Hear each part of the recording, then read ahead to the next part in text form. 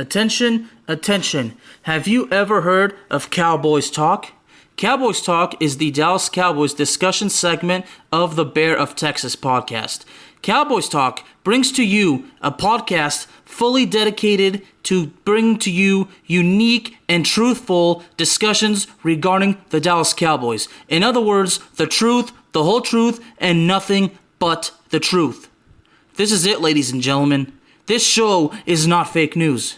This show does not tolerate bullshit. This show just simply tells it like it is because that is the way to do it, especially when it comes to the Cowboys. No holds barred, ladies and gentlemen. No holds barred. Cowboys Talk is available to you on Spotify, Apple Podcasts, Google Podcasts, Amazon Music, and YouTube. And check out podpage.com/Cowboys Talk. That is podpage.com/Cowboys Talk. Hello, Linda, this is the devil. It appears to me that you actually enjoy my presence here on the show.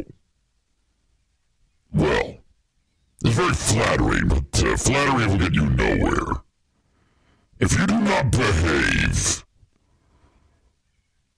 there's a very good chance that we will be face-to-face sometime in the future. I don't normally give warnings like this.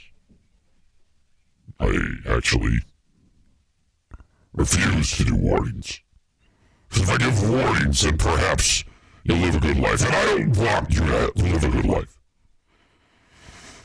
I want you to treat others with disrespect and be horrible, just like this asshole Eric Zane. This guy's on the way to hell. You know. So I see through your charms. I do. So enough of you. Be gone. Don't try this nonsense again. You crazy bitch. Be more like your sister. Oh, damn it. Oh, fuck. Fuck it!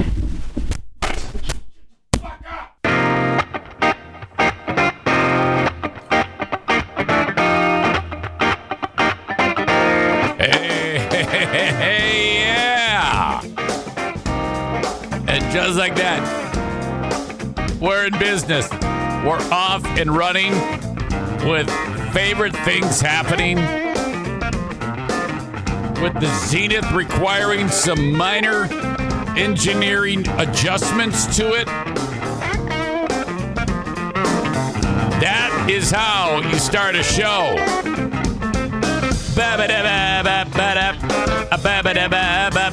Hey!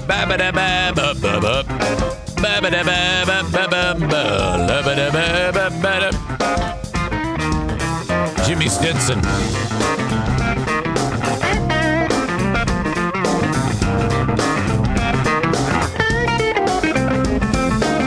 Sounds good, man. Welcome into the Eric Zane Show Podcast, the daily show where I discuss news, nonsense, and my personal adventures. Each and every weekday at about this same time. We have a lot of ground to cover today. Thank you so much for being here. As I like to start the show with some of the folks enjoying this on Facebook, Twitter, and YouTube, just like the old days. Just like the old days.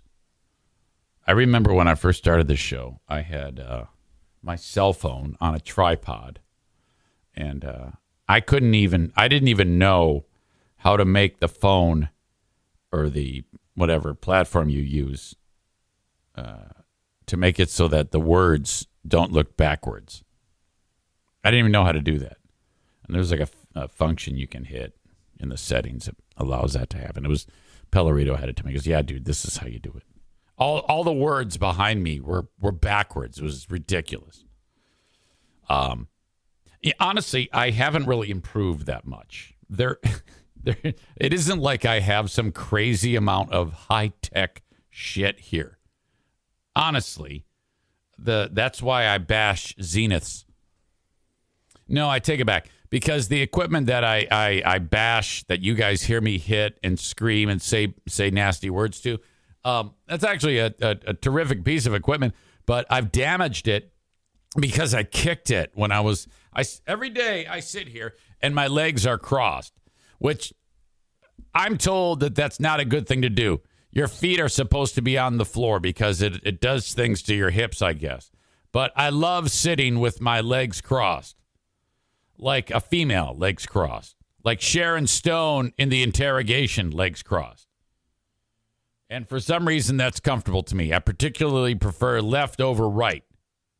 But occasionally, I'll get tired and I have to, you'll see me adjust. I'll go right over left. Well, I was doing right over left and I kicked the shit out of the mic processor. And that has put into motion the whole, just a fantastic, set of moments that have occurred time and again where the thing goes crazy and you can hear it. It starts to crackle and fuzz and fade and it sounds weird. And I have discovered that if you bash it, it will correct. So that's good. And it's led to a lot of fun moments. I'm told that a lot of people enjoy it when that thing goes crazy. Welcome. So glad you guys are all here. Each and every morning from the Baldwin Ace Hardware Fear Bunker Studio. I got screamed at about 5 this morning.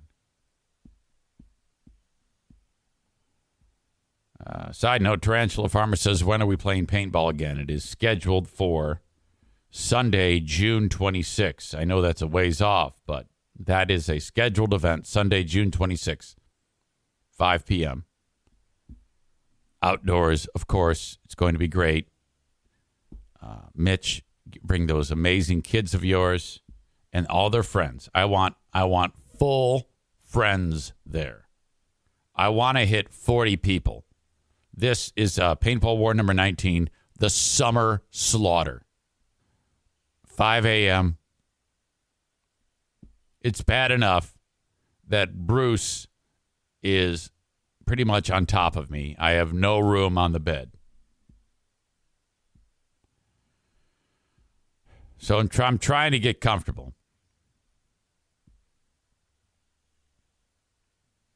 And all of a sudden, I hear, "Did you mail that package?" And I'm like, what the fuck is going on? What's happening? Who's screaming at me about mailing parcels? I look up. That's Queen of the Forest. She's looking down at me. And I go, what? What? I'm terrified. What package?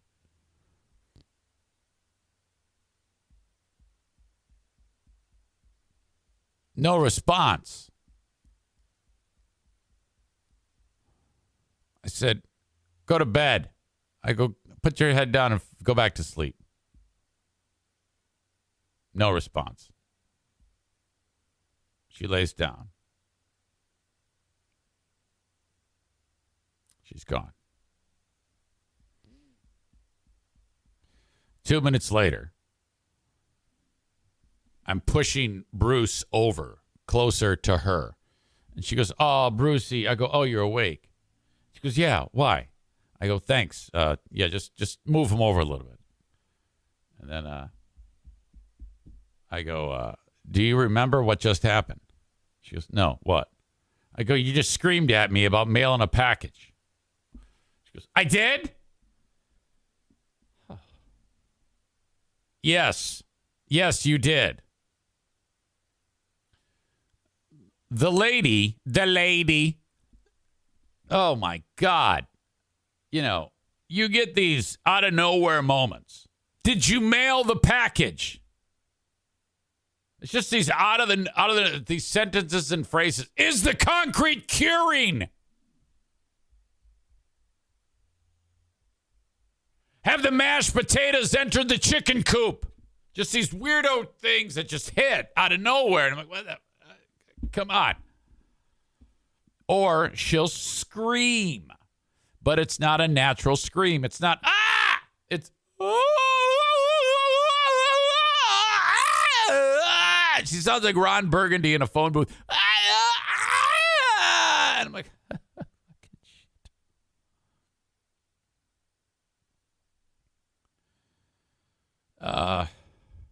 So I'm like, okay. She goes back. She has no memory of this whatsoever. She goes, I did. I'm like, yes, you did. Oh, my God. Yesterday on this show, I talked at length about, I was getting you up to speed on an election that really no one outside of my neck of the woods cares about. The 74th District state election. So, a state representative seat is up for grabs in a special election. This is the district that has been so conservative. It's remarkable. In fact, I went to bed the night before, the night of the election, thinking, oh, well, this guy's going to win. It's that piece of shit, R.J. Regan, who is the guy that said, when talking publicly about the 2020 election, we just got to sit back and take it. It's like I tell my daughters if they're getting raped to sit back and enjoy it.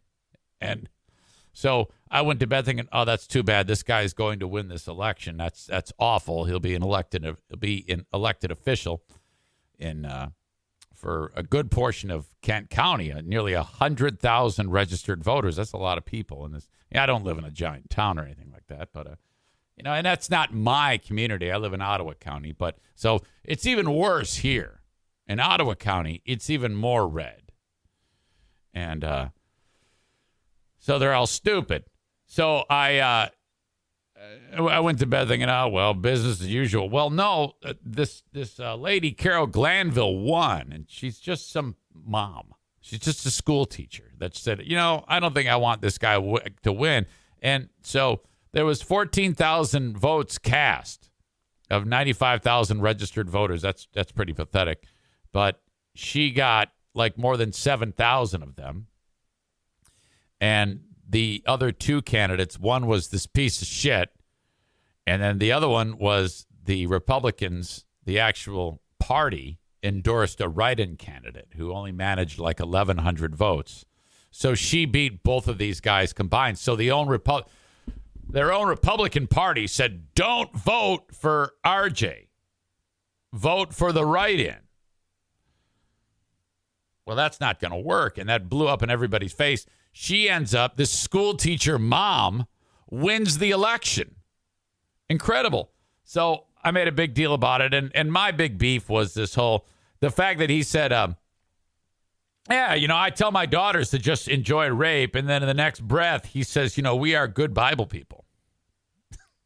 I mean, you can't write this. You cannot write this. It's a fiction. It's a hilarious comedy novel is what this is. One of the people that commented on my post, I wrote about this on Facebook, was an Adam Glanville. And I reached out to him. I go, hey, is Carol your better half? And this is like a private message. He says, yes. I go, well, she needs to come on this show. And he goes, yeah, by all means. He says, I've listened to you forever. This is awesome. I go, oh, well, that's cool. I appreciate that. So I said to him, I go, to be honest with you, I voted for Trump. And, but enough is enough. Fuck this. I'm out. So she's going to join me. And then I get a tip like 3 minutes before the show starts today that she was on MSNBC last night. They were doing a story about notable stories of election, out of nowhere. People if you notice on this story, It says people are tired of radicalism and conspiracy theories. That's precisely me. They are describing me. Okay? I've said, I'm like, who was it? Lindsey Graham after the whole insurrection thing. Enough's enough, Trump. I'm out. Enough's enough. I'm going to go and suck some dick, and then that's it. I'm not doing this anymore, Trump. I've had it with you, Trump. And now he's like, we got to support Trump. They're moving forward for the party. I say we must vote for Trump. I'm like, well, wait, what? How did you manage that?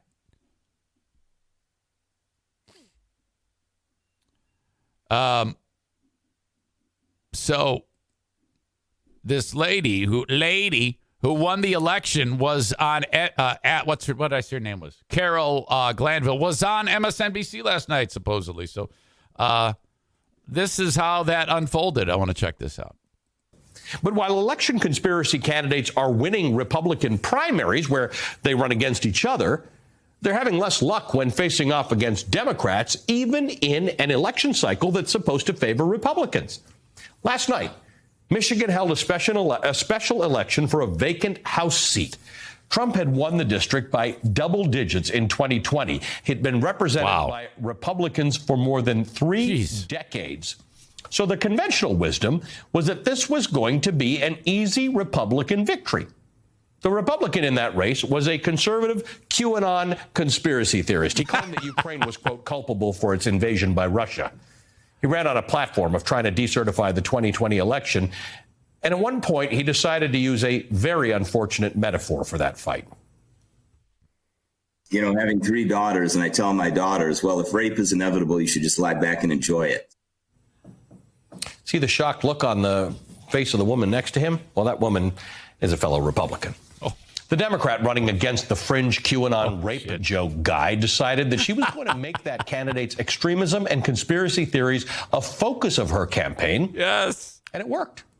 The Democrat, Carol Glanville, won the special election for that state House seat, deep in the heart of Trump country. After her victory, she told the Washington Post, quote, Democrats need to tell their story. The big takeaway from all this is that people are tired of radicalism and conspiracy theories. Oh, I thought they actually featured her. One day, you're gonna. Oh, let's watch this ad. No, that I guess they were just covering it, but so they didn't actually feature a comment from her. But that's still fantastic that they featured the story, that they featured all of this nonsense. My God. Cole writes, as long as Republicans aren't stupid, crazy assholes, they'll win. This guy was a stupid, crazy asshole, and he lost. John writes, MSNBC is nothing but a socialist propaganda channel.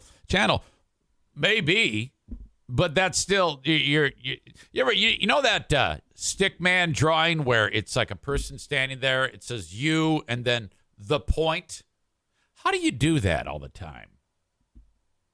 How do you always, we're talking about this, and you're talking about that, and that. That's interesting to me. That must be exhausting. You must be an exhausting person to be around. So this is John Jamingo. John Jamingo gets in a time machine. And he goes back to this little community known as Pompeii. And all of the people are enjoying life. And then this enormous mountain called Vesuvius erupts. And it spews lava and ash out of the air. And everyone goes, oh my God, we're going to die. And John is like, yeah, but it's really pretty. Or, hey, or, whatever he may say that misses the whole idea of what's about to happen to him, impending death. It's like, you're like a baseball hitter who hits a home run every now and then, but then strikes out like 900 times in a row. Swing and a miss, Jesus. God, it's hard to live like that. So I am tickled. Oops. Tickled that the school teacher won, and that it's now being talked about on a giant platform. That is the point. Okay? I don't care if it's a propaganda place. Maybe, maybe not. The point is what they said. Try to keep up.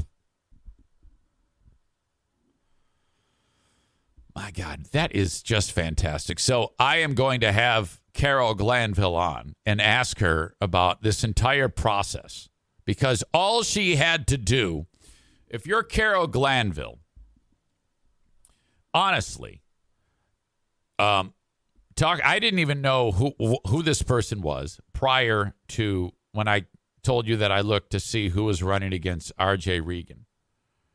And I went, oh, well, that's nice, but she's going to lose.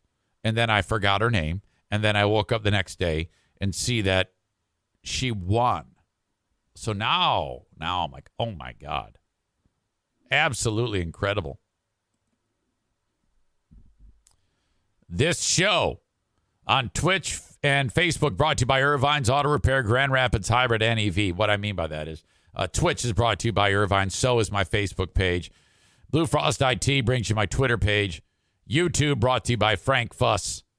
Okay, so for the nice, amazing, sweet people who are watching on Facebook and on YouTube and on Twitter, I appreciate that. I really do. But now I am going to cut the feed. And you must go to Twitch, twitch.tv/Eric Zane Live, or download the Twitch app and search Eric Zane Live. Now, a lot of people, when it comes to tech stuff, all that kind of like, wait, you said it too fast. And it just try. You'll figure it out. I'm on Twitch. That's where the whole show is each and every day of the work week. I just give you the first handful of minutes here right now. Twitch.tv/Eric Zane Live. You all on Facebook and on Twitter and YouTube. Have a wonderful day, or I'll see you on Twitch. Okay? And as always, download the audio podcast wherever you download podcasts. Because when I'm done with this, I put it all up there for the audio up there for you to check out. So thank you, and goodbye. I think we're alone now. It doesn't seem to be anyone around. I think we're alone now. The beating of my heart is my only sound.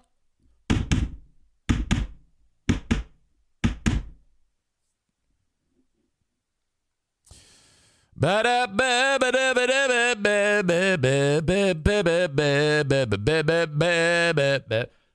and Eric Patreon podcast, I think tonight. I reached out to Ding Dong. I don't know if he got back to me. Let's see here. Ben.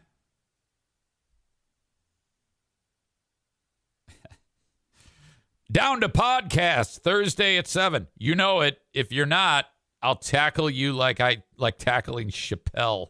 Oh, God, that was incredible. What a broken arm that guy had. Wow. Okay, so that happens tonight. If I will send out the invite, and we'll have a good time. Once again, we had a great time yesterday or last week. It was awesome. Thank you so much. Maybe Saul will be here. I know that Maureen. Oh, Why? And Linda loved Ben's jokes. Maureen especially loved, huge fan of Ben's jokes. Oh, shit. I had a story. Hall of Fame. Oh, no. Rock and roll. Aha. The Rock and Roll Hall of Fame has announced the inductees. And I didn't address this, but days ago, very strangely, Dolly Parton has changed her mind and has said that if she is inducted into the Rock and Roll Hall of Fame, she will accept it.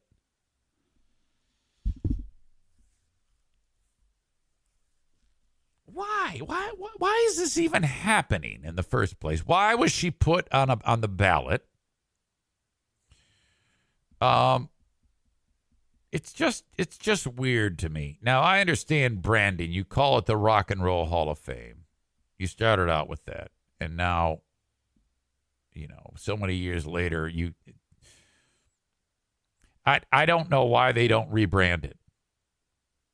Okay. But all right, whatever. Let's just suspend the whole name of the place. It's more like Music Hall of Fame is what this is, right? It's covering everything. Country has its own Hall of Fame. Now, Dolly is kind of like her own thing. She's a little like Johnny Cash. She's not rock. She's country-ish. I mean, she got her roots in country. But she's her own format. She transcends country music. To me, Dolly Parton is bigger than country music. Dolly Parton should have her own Hall of Fame. I mean, and one of the sweetest people on the planet. So I don't have there's not a mean bone in her body. And yes, I'm attracted to her. Yes, I am. I am attracted to Dolly Parton.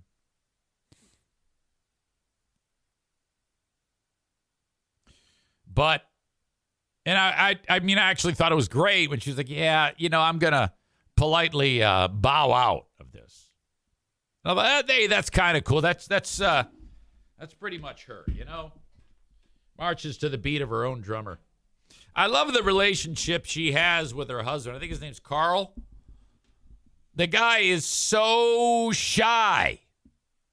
I think he's got like an asphalt business. And like he works.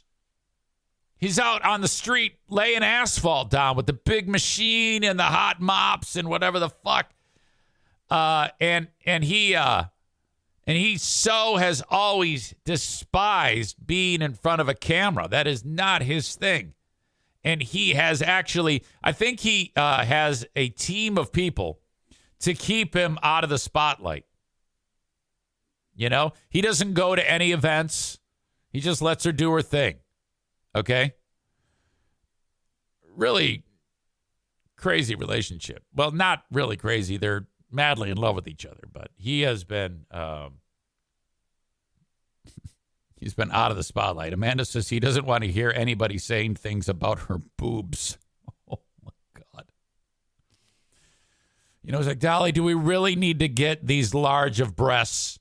I mean, talk about a guy. It's really quite an interesting thing. You have someone who works tirelessly to avoid being around anything that is cameras and microphones and whatnot. And you're married to someone who is the exact opposite, who actually puts things into her body to get more attention. Talk about opposites attracting.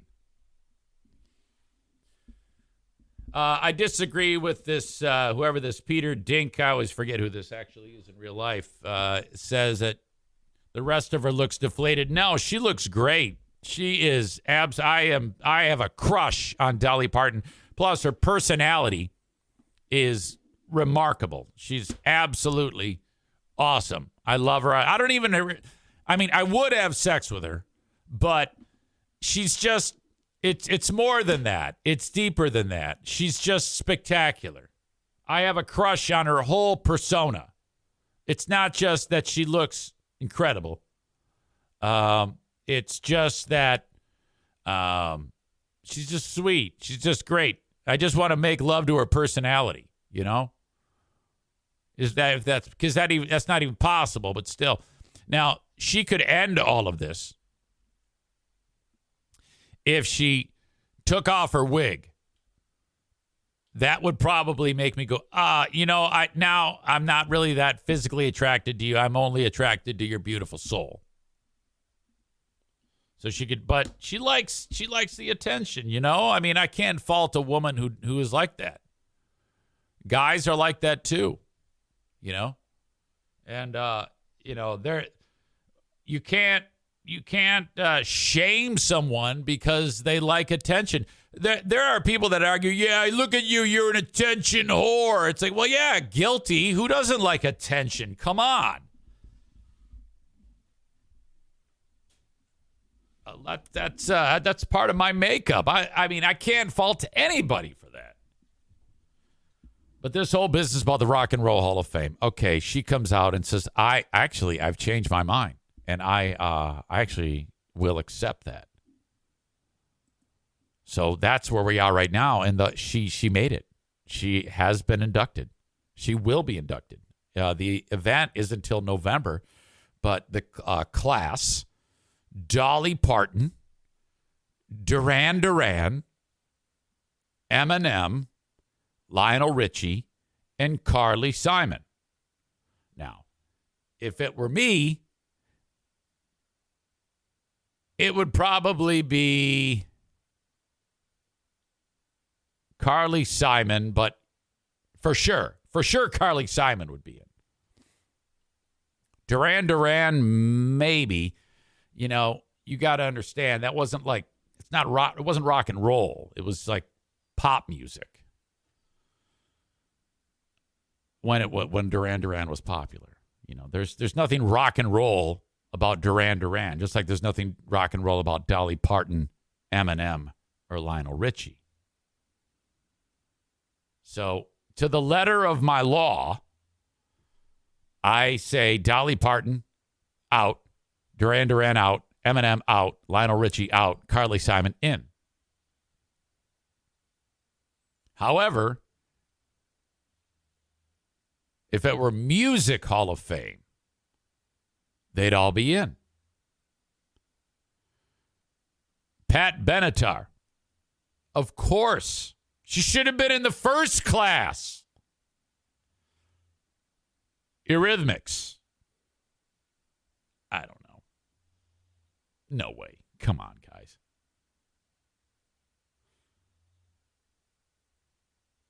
There's 7 new entrants in the performer category, culled from a list of 17 nominees, are joined by Judas Priest. Wait a minute. Is that like a Lifetime Achievement Award? Judas Priest should have also have been in the first class. I mean, come on. The fact that Eminem gets in on the first try and it's taken this long for Judas Priest to get in there. Yeah.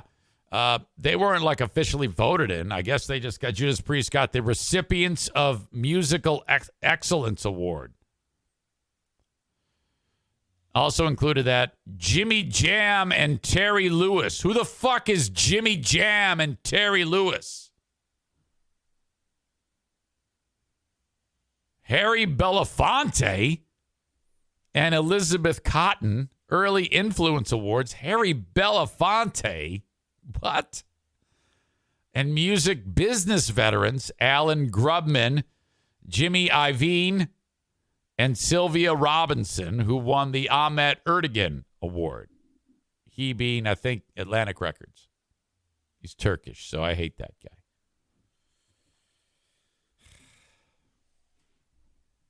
What a crock of shit. Well, you got to put somebody in the damn thing, I guess. Says Dolly Parton is in. Now it's time to get these country greats into the Rock and Roll Hall of Fame. There's a whole article about that. Do we? I don't think we need to do that. Duran Duran overwhelmingly snagged the honor this year with nearly 1 million votes cast in their favor. Following the British Trailblazers were Eminem, Pat Benatar, Eurythmics, and Dolly Parton. This is all stupid.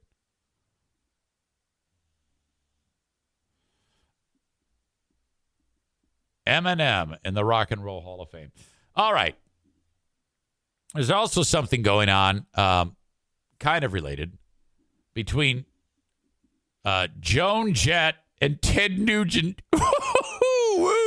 Yes, I was so I was standing there with my lovely wife Shemaine, and we decided that we must sully the name of Joan Jett. By the way, if you noticed, I have replaced my rotting teeth with falsies, and that is causing me to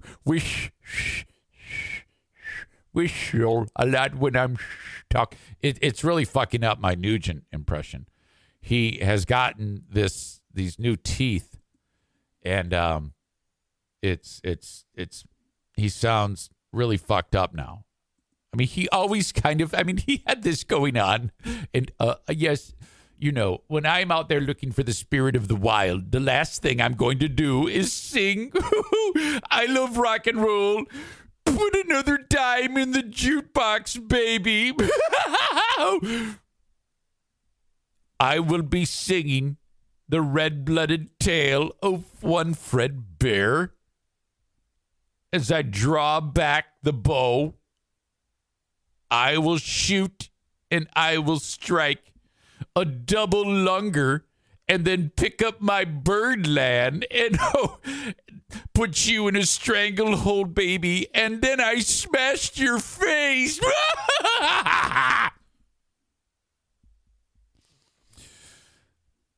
Ted had said this in 2021, and it comes up again. With Joan Jett in a recent article. So this is Ted talking about Joan Jett. There had been a list, a Billboard magazine list of top 100 guitarists. And I think Joan Jett was on it. And Ted didn't like that. Great folk music.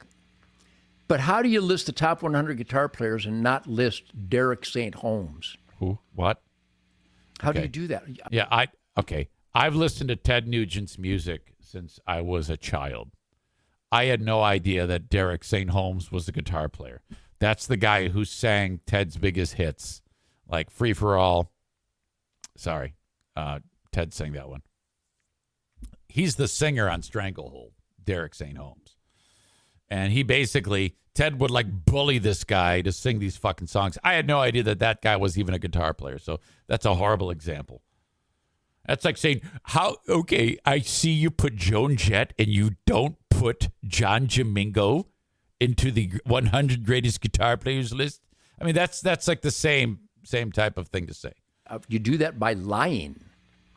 Same way you get Grandmaster Flash in the Rock and Roll Hall of Fame. You do that by lying. You have to be a liar. You have to have shit for brains, and you have to be a soulless prick. To put Joan Jett, love Joan. Some of my greatest memories include... Joan Jett isn't even the best guitarist in the Runaways. Joan was the rhythm player. Lita Ford was the lead. Any asshole can play rhythm guitar. You hold the fucking chord and you go.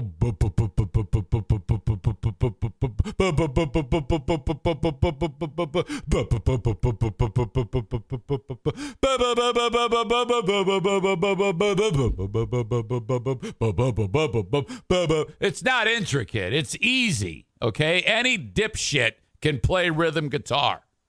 Jesus Christ. AC/DC had Malcolm Young. Half his life, the guy had dementia, and he was able to pull it off. Lesbians. I love the lesbians. Okay, wait a minute. Great folk music.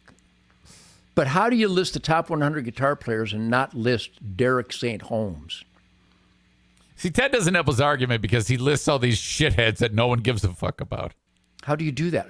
You do that by lying. Same way you get Grandmaster Flash in the Rock and Roll Hall of Fame. Look at Ted's man cave here. Okay, he's got the don't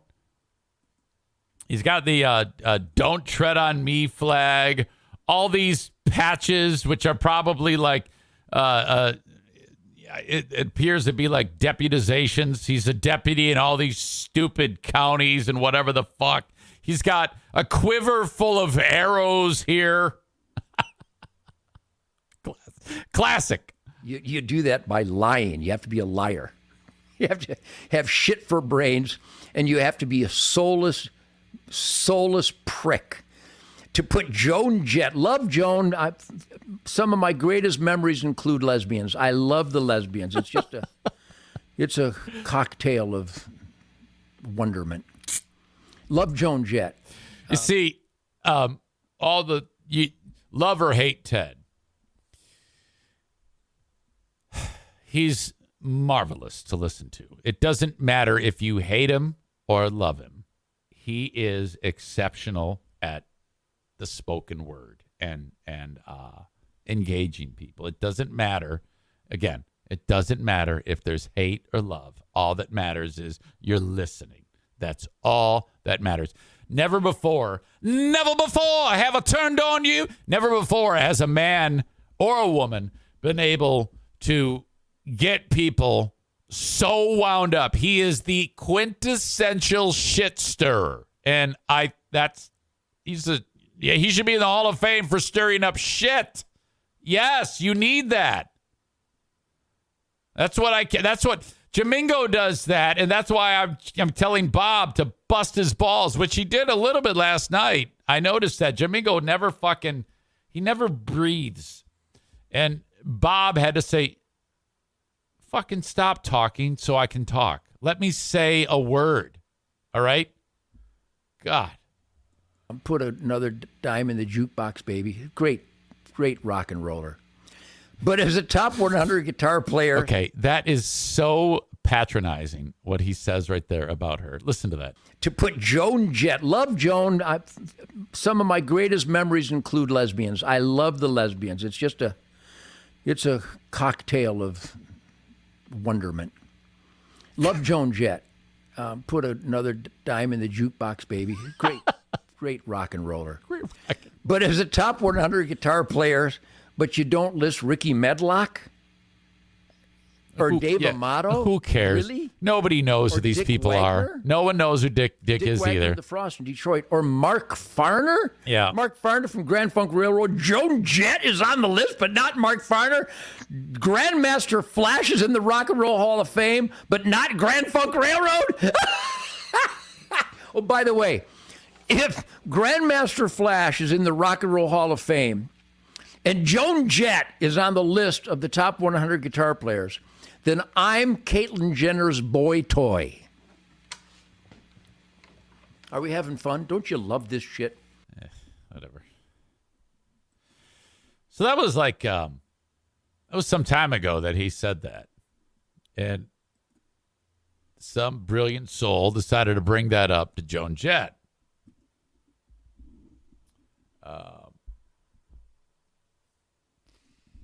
Peter says, I like the fact that Eric is busting Ted's balls for having arrows in his room. Says the guy with the big black Mandingo sticker just to the left of his head is not a Mandingo sticker. What are you talking about?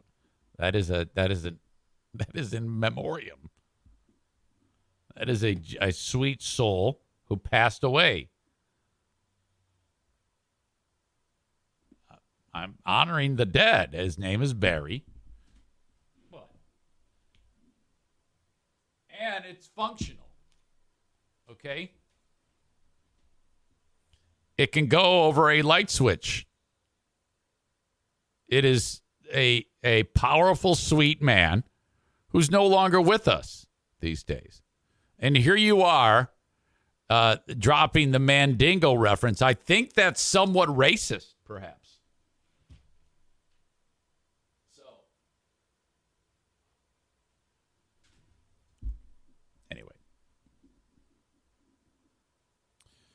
Joan responds.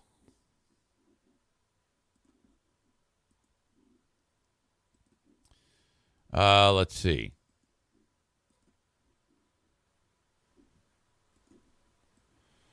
Joan Jett has responded to Ted Nugent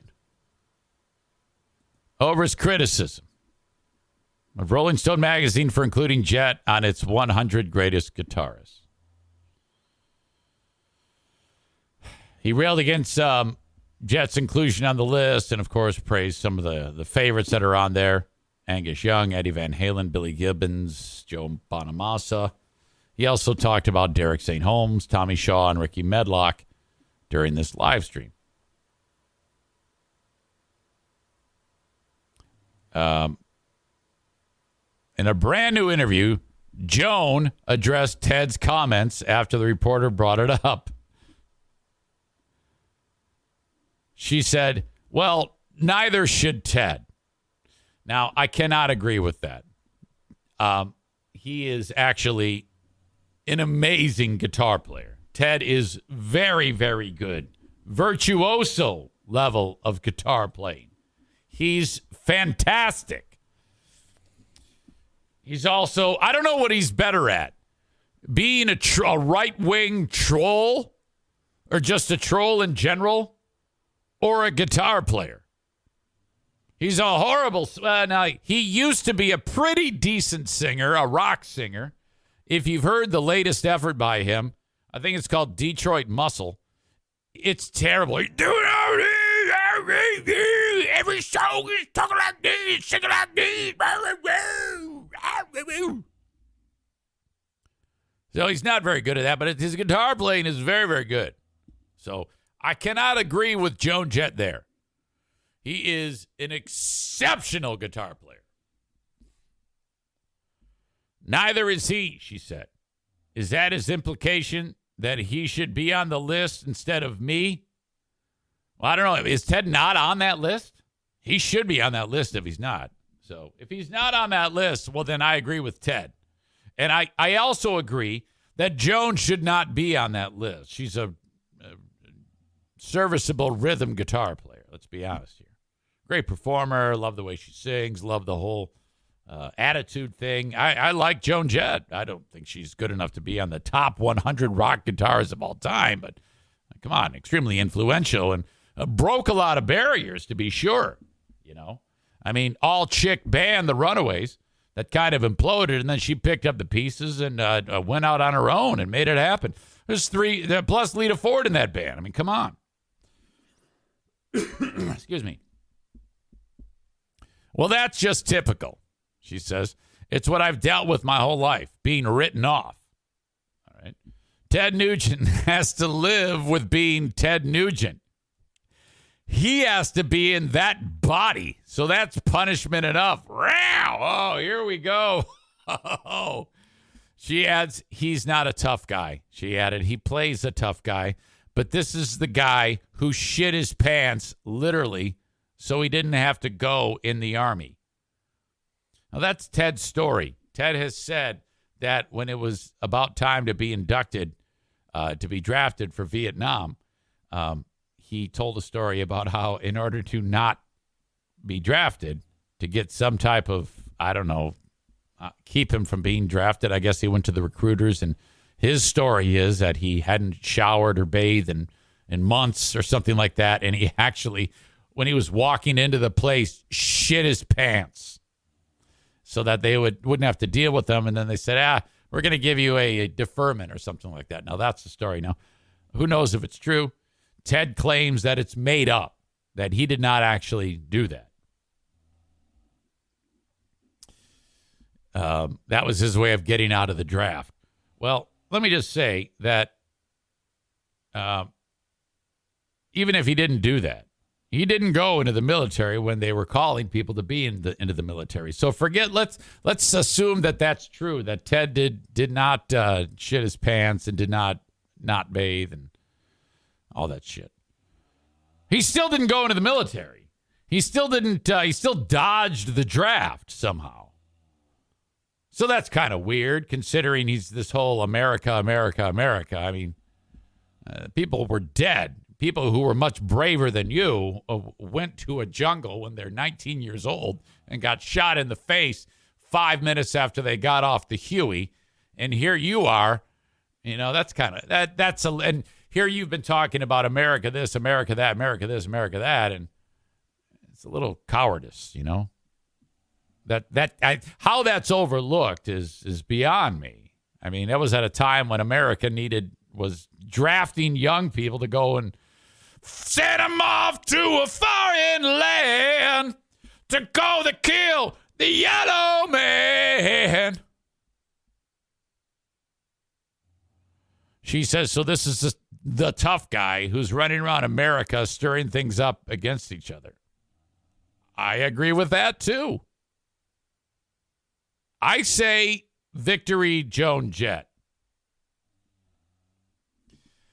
Joan Jett and the Blackhearts are on the stadium tour featuring Motley Crue, Def Leppard, and Poison. So she will be fighting at the hospitality buffet line with Vince Neil. Hey, everybody, it's Vince Neil. Hey, have a Motley Christmas and a happy Crue year. And that kicks off June 16th in Atlanta, Georgia. Ted is probably at the Kalkaska, Michigan truck pull. Okay? With his false teeth. Whistling when he talks. Hey, shimmy, shimmy, shimmy, cocoa, pop. Just shut up, Ted. Maureen says, Bruce, speaking of great guitar players. A lot of people think that Springsteen is just a rhythm dude, but he's not. He loves playing lead. He loves playing lead on that Fender Telecaster. Cocktail Sauce MF says, fuck Ted.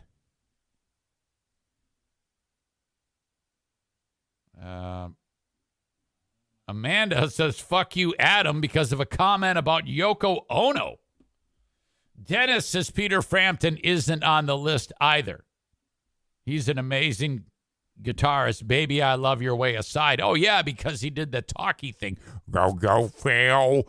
Likewise, though. That's all right. That's all right. No.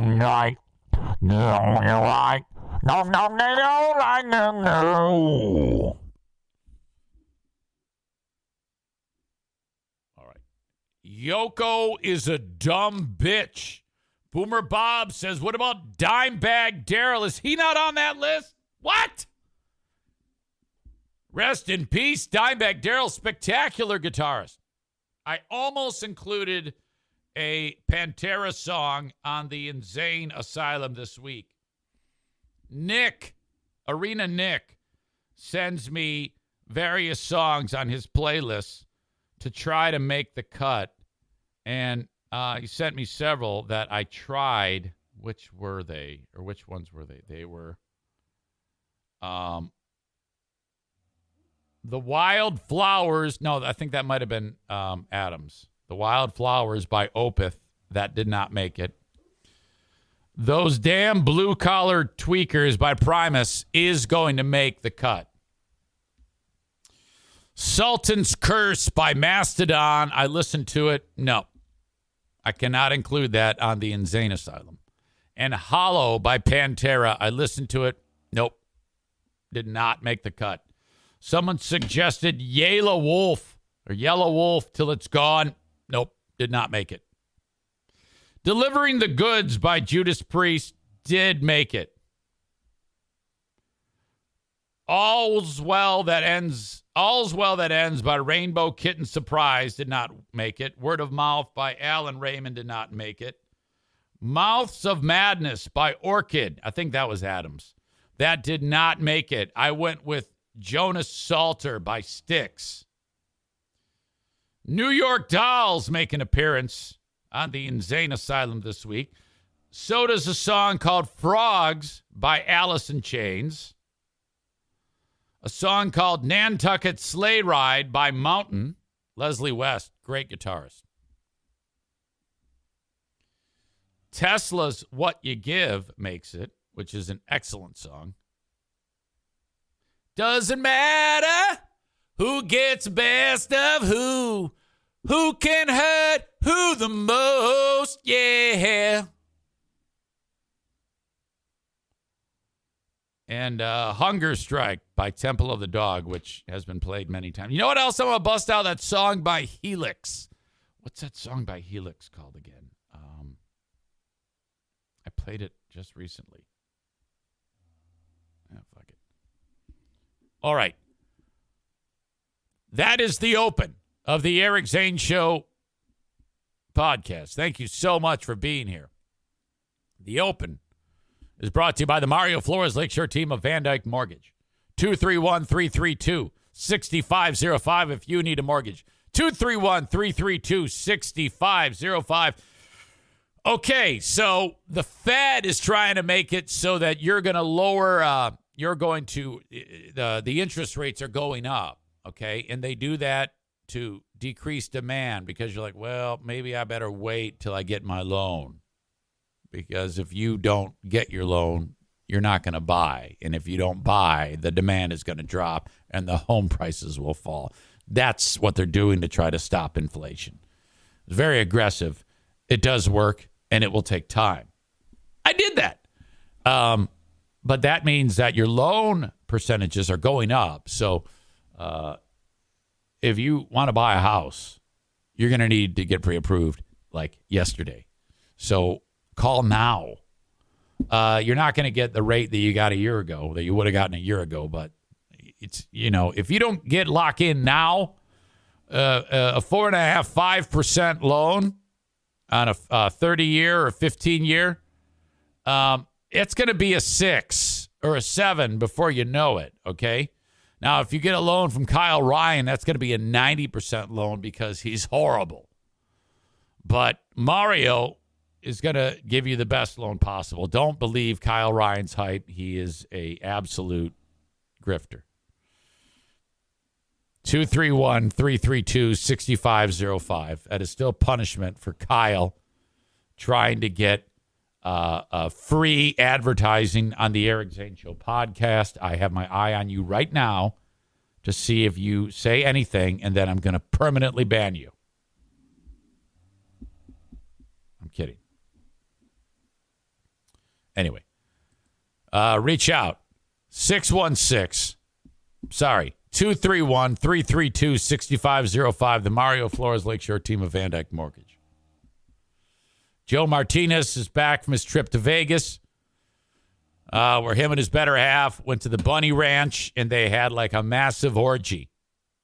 Joe and his better half and about 8 women, they went full-on hedonistic.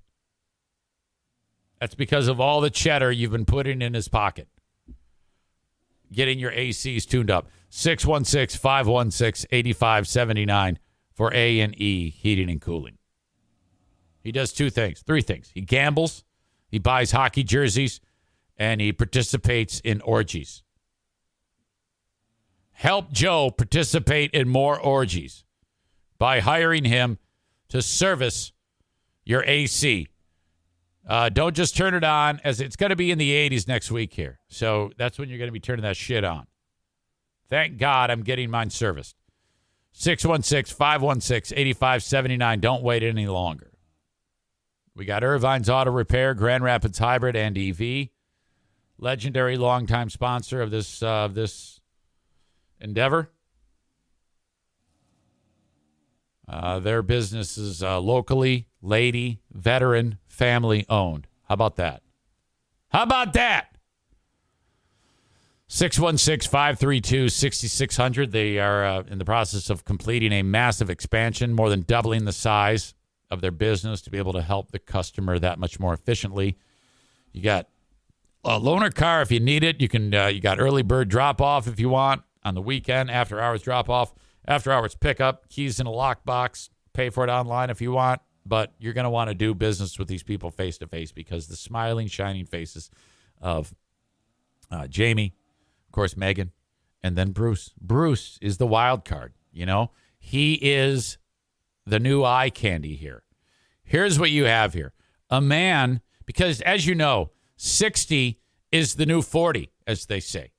And, people are living like longer, and they're better because of it. Okay, they look better. They take care of themselves. Bruce recently got 2 new knees. So the doctor said, you got to get lean and mean. So then he went on a strictly vegan diet. And now at 6'2", 191, he's jacked. Okay, he is. And he used to be one of the techs. He's not anymore because he's so damn handsome.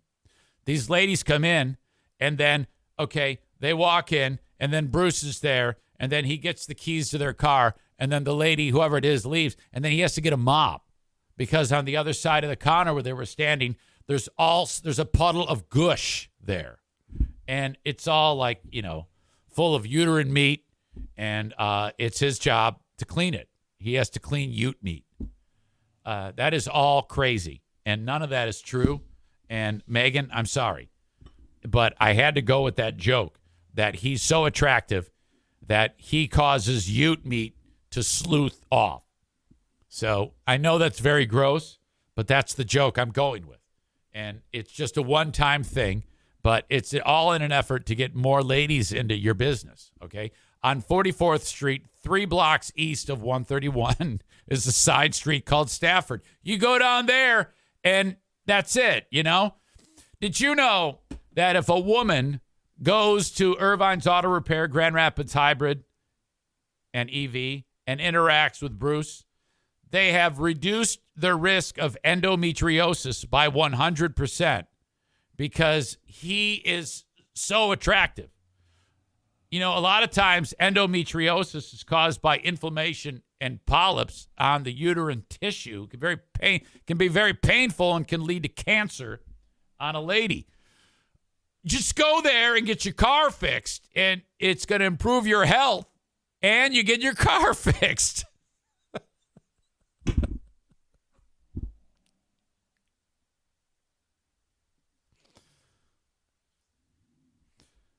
Your comments on my jokes always hit well after the joke is done. So right now, I see My God and Puddle of Gush, greatest band name ever. And come on, man, no more ute meat talk.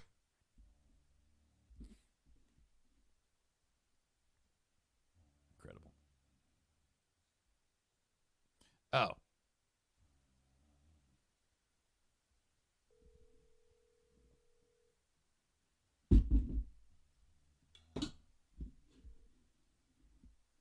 Hello, sir. I have a confession, Kyle. Yes, tell it to me.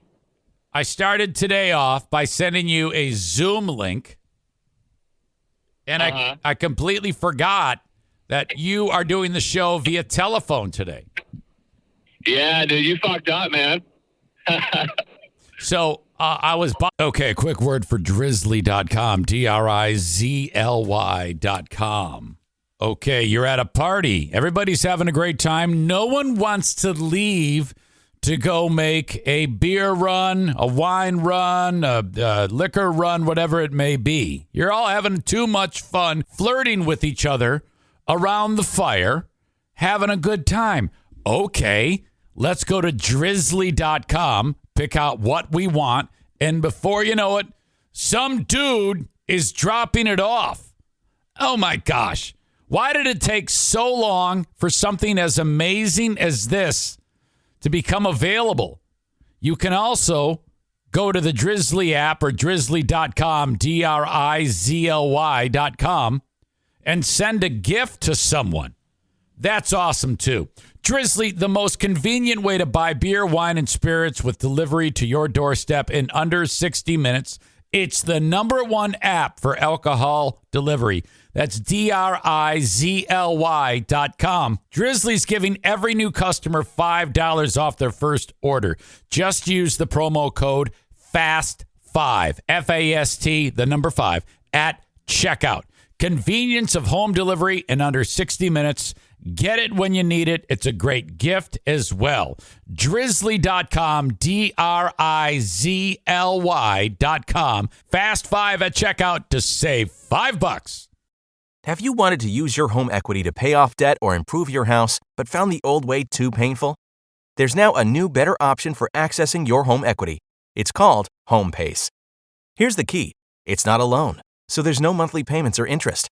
Instead, HomePace gives you money up front as an investment in your home. That's right, you get money that you can use however you want without the burden of monthly payments. Then someday when you decide to sell, you share a portion of the gains or losses in your home's value with HomePace.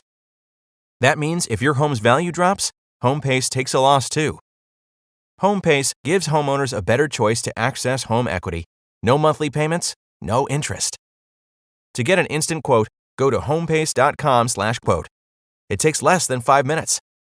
That's homepace/quote to get started. Time, and then I noticed you hadn't checked in. And then when you sent the text that said, "Are you calling me?" I was reminded. So sorry about that.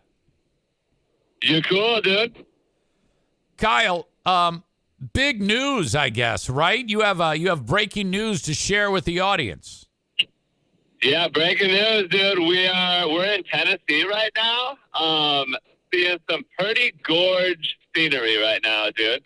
And we're about to get married tomorrow, dude. Now, I think that this was a secret, right? A secret? No, I think I mentioned it on the show like a bunch of times so far. Wait a minute. You mentioned that this was the weekend? Well, I mean, I don't know about this. I don't know if I mentioned this was the weekend, but I mentioned a couple of times that we were getting married in May. And but I think that you didn't notice that because you always call Blue my wife. So I don't know if you're ever listening to me when I talk, dude. You know, I can understand that. It appears that I don't because I'm kind of an idiot. I don't know why that happens. But anyway, I'm listening now, so I'm very, very happy. Congratulations. Thanks, man. Yeah, we're pumped. It's just beautiful over here. We got a nice little Airbnb we're gonna check into overlooking the mountains. Got all the family and friends coming. It'll be nice, dude. Is this East Tennessee? Yeah, yep. This is remember when I said okay. Sevierville? I remember Sevierville. If you say Sevierville when you go there, they're gonna kill you. Yeah, we're gonna get lynched for sure. So where actually on the road right now? What part of Tennessee? I mean, did you like just enter out of Kentucky or? Yeah, we were just at the Welcome Center not too long ago, but okay. we're headed by Knoxville now. We're getting closer to Knoxville. Excellent. When I lived there, you were probably a little boy. Oh, you lived here in Knoxville? I did. Yeah, I did. I lived in Knoxville for a few years. Just doing the old radio, eh? Yeah. What year were you born? 1989, baby. The end of hair bands, basically. So when you were 10, I was living in Tennessee. Oh, okay. Okay, yeah. right on. Kenny in Nashville says you should call Knoxville Knox. The old Noxie? Yeah, for sure. Okay. Well, I saw that picture of you with Blue, and she was like behind you, right? Is that the picture I saw on Facebook? Yeah, yep. We had it set up where we were both sitting up front, but then we're like, well, damn, dude, we got to feed Jameson and stuff. So she's taking the old back seat to kind of parent while I do the dude thing and drive. Yeah. You know what's funny is I don't think, other than a quick little FaceTime that I've seen an image of her, and I don't want to sound creepy here by talking about someone's appearance, but she is absolutely stunning. Oh, yeah, Blue's smoking hot, man. She's beautiful. She is. And I'm just glad that you guys are together and now you got the kid, you got your family, you're going to tie the knot. That's huge. Are you still able to talk despite driving? Oh yeah, for sure, man. It's I was actually wondering because we're in the mountains, so I was like, hopefully that I'm not cutting in and out, but it seems pretty clear, dude. Yeah, it sounds good. It sounds great. All right. Well, so when will you be actually back from your adventure? Next Wednesday. Wait, is it next Wednesday? Yeah, next Wednesday. Blue said she said she's too nervous to talk, so she's not going to utter any words. No. That is she just needs to lay low. That's perfectly fine. That is perfectly fine.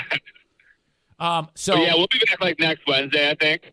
Are you doing any type of hikes or anything like that, or? Yeah, we are. So we are staying in the Airbnb until Sunday. So on Saturday, we're going to venture out and try a couple things out, hit Gatlinburg maybe, do a couple things over there. But then on the old Sunday, we're going to head to a different cabin, like another one. And then we'll stay in that one till Wednesday. And we'll do some other shit, check out the old Wildy, you know what I mean? Well, there's one particular place that is perfect for people with a stroller. There's a hike you can go on when you go in the park, and it's paved, and it's the only place that you can do this, so it's very popular.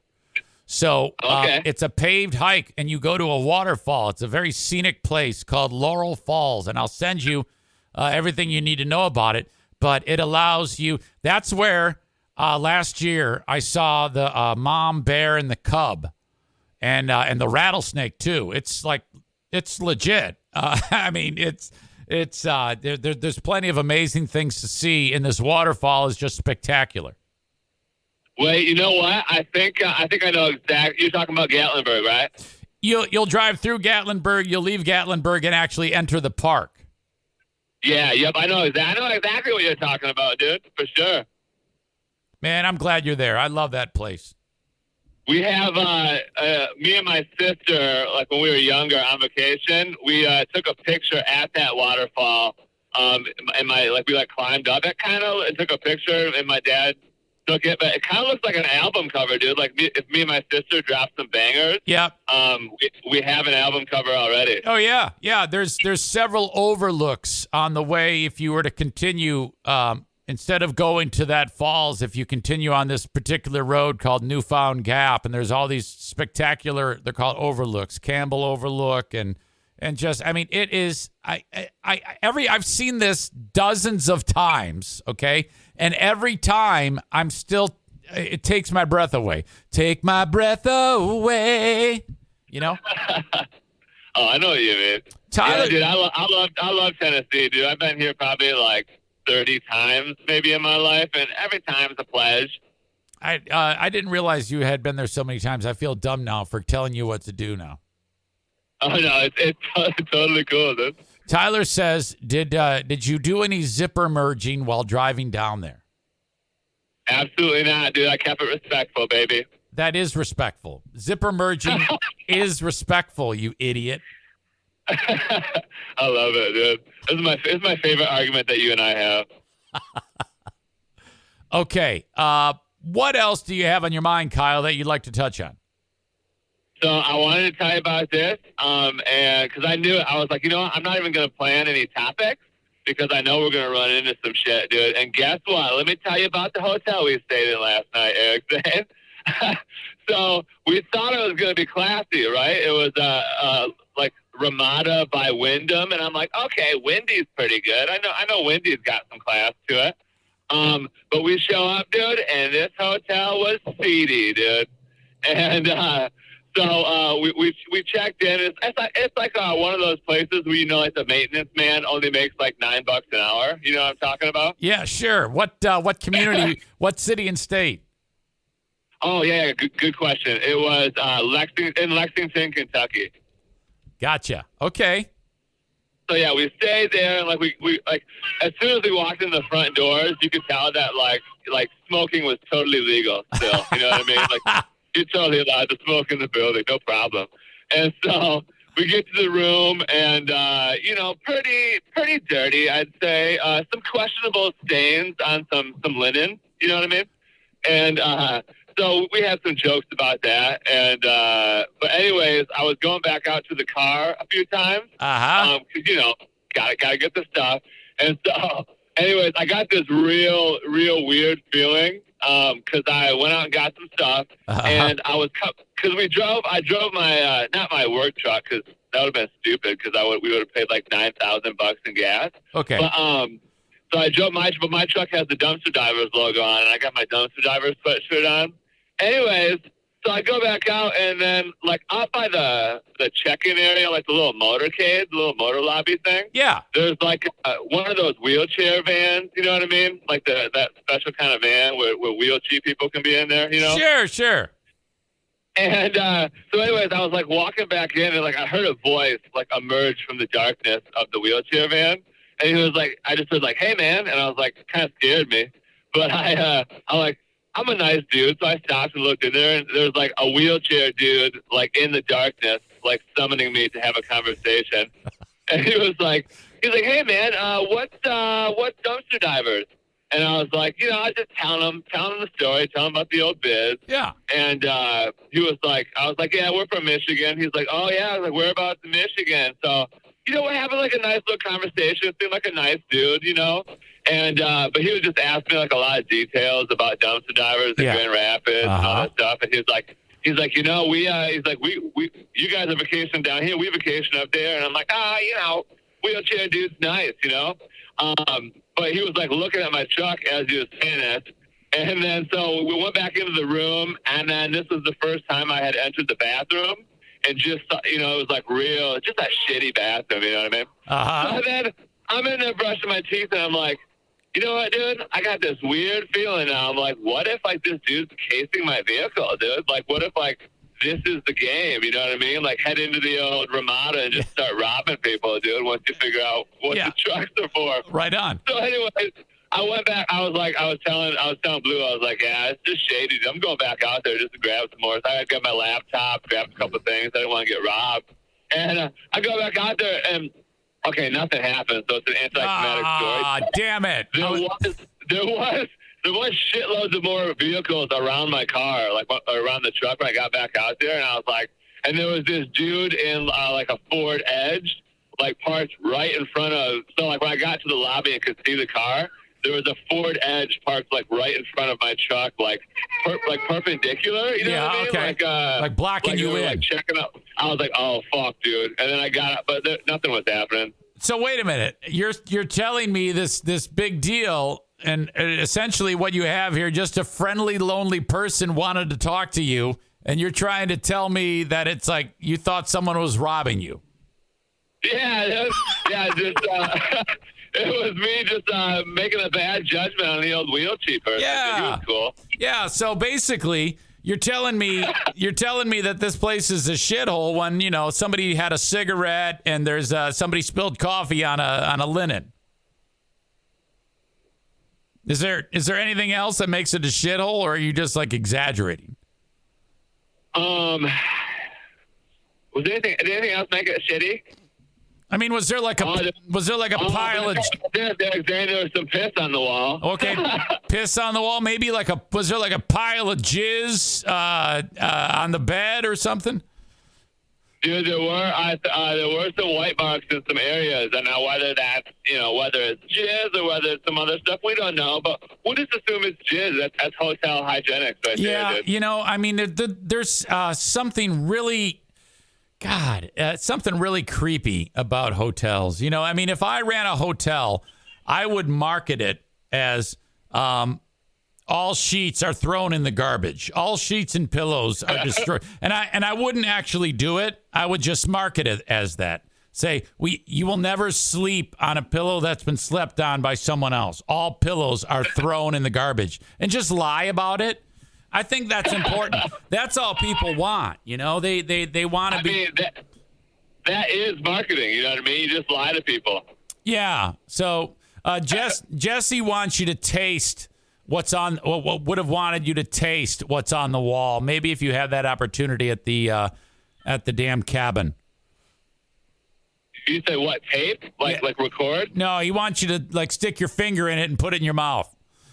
Oh, taste. Yeah, no, absolutely not, dude. No fucking way, dude. Okay, so you got that behind you. You're going to show up. You're going to check into your cabin, and then family come there, and off you go. It's going to be a wonderful time. Yeah, dude. Actually, check this out, too. Me and Blue were talking. We're like, dude, because we wanted to drive because I'm not a fan. When good old Kyle worked in corporate America, I was always on planes with like babies. So I'm not I'm not a fan of bringing babies on planes. So we drove, like I mentioned. But me and Blue were like, all right, dude, Jameson, this is going to be hell on earth. You know what I mean? Like, he's going to get pissed, dude. No way, dude. Jameson's a fucking trooper, dude. He hasn't cried at all, dude. Oh, yeah, that's awesome. That's really good. I'm glad to hear that. So that's how they do it. Kids, what they do is they communicate with the eggs that are in the womb of Blue. And what they do is they convince the eggs that, hey, I'm winning them over. They think that things are fine and they're gonna have another baby. And then you go and fertilize one of Blue's eggs. And then when the second child emerges, hopefully it's a girl, then that's when the fun really starts, when it's a bait and switch is what it is, because that's the way it was for us. Jim was like Jameson. That my firstborn was like Jameson. Very, very laid back and cool. And then when the second one came, Jackie, it was absolute chaos. So. Oh yeah, dude. That's the shit me and Blue talk about, because like I mentioned, parents on both sides are like, when's the second kid coming? And we're like, you talk about it, but then like we do have those conversations. Yeah. We're like, dang, dude. No. Shit would get crazy, dude. Yeah. What you do is you tell those people to fuck off. And then what you do is you have just like an only child. And then you always have a raised eyebrow at the child, because if Jameson ever starts to turn into an asshole, you got to give him away. Just fucking hand him off, dude. Yeah, I like it, dude.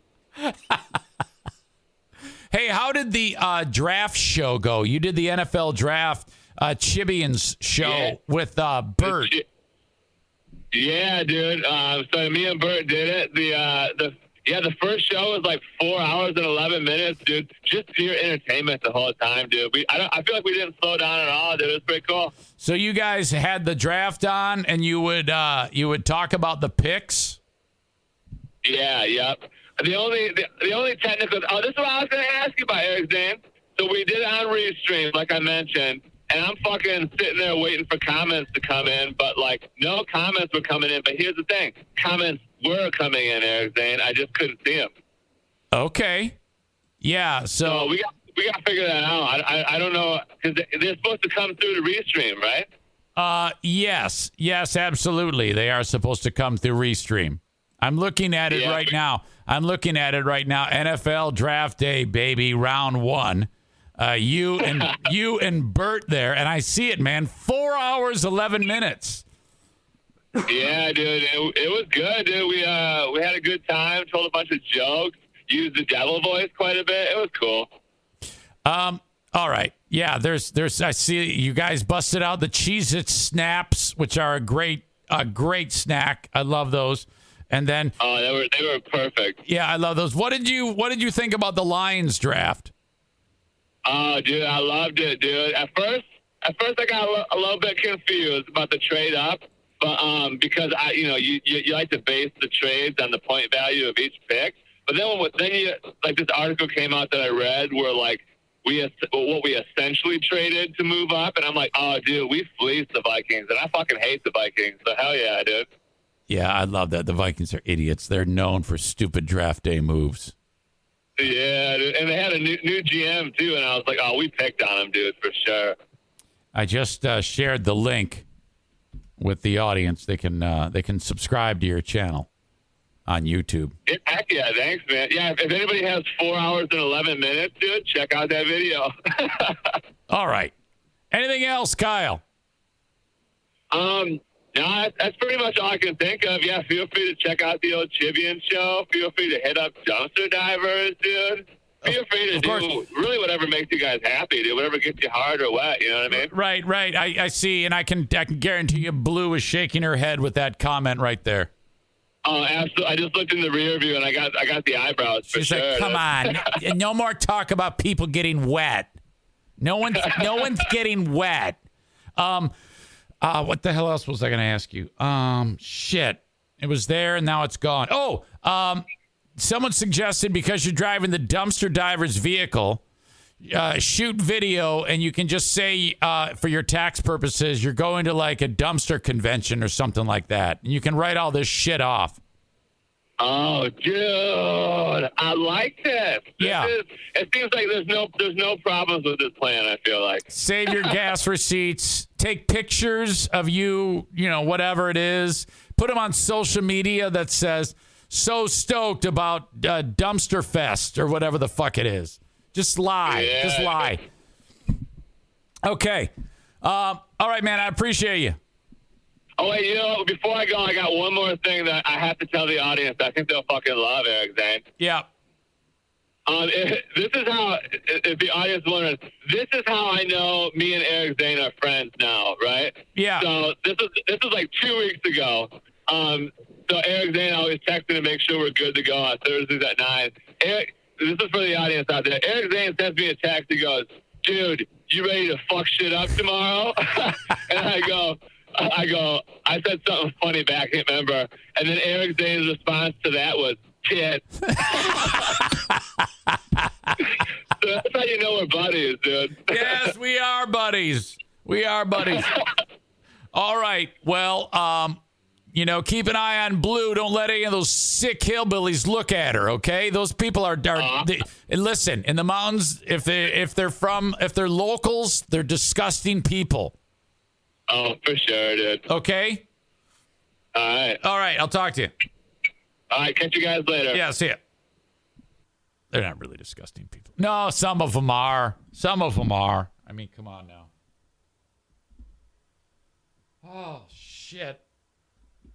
Yeah, I've told you dozens of times that I'm getting married in May. Hey, is this something new? Is this spur of the moment? No, I've been talking about it every time I've been on your show. Oh, God. That is nice. Congrats. Let's kill with Kyle from Dumpster Divers. Sarah Honda Granville, SERRA, SarahHondaGranville.com. Buy a car from Sarah Honda Granville. Same as buying a home. If it comes to buying a car, you're going to pay a little bit more with interest. It's going up, okay? It's part of this, get us out of this trouble of reducing the demand. But you can still get a car for a pretty damn good interest rate, but you better do it now because it's going to go up, and that means you're paying more. The interest rate is going to go up. It's going up on your credit card. It's going up on your auto loans. Going up on your home loans. Okay? They don't want you to spend money, the Fed. They want you to, they're forcing the demand to fall. SarahHondaGranville.com. Go get a car while the interest rate is lower than it's going to be. Or buy cash or use cash. I don't give a shit. Sarah Honda Granville for a brand new car, for a certified pre-owned, for a used car, whatever it may be, all at one place. If you like to actually go there and check out the selection, you won't find a ton of new inventory. Honestly, by the time they come off of the truck, they're gone.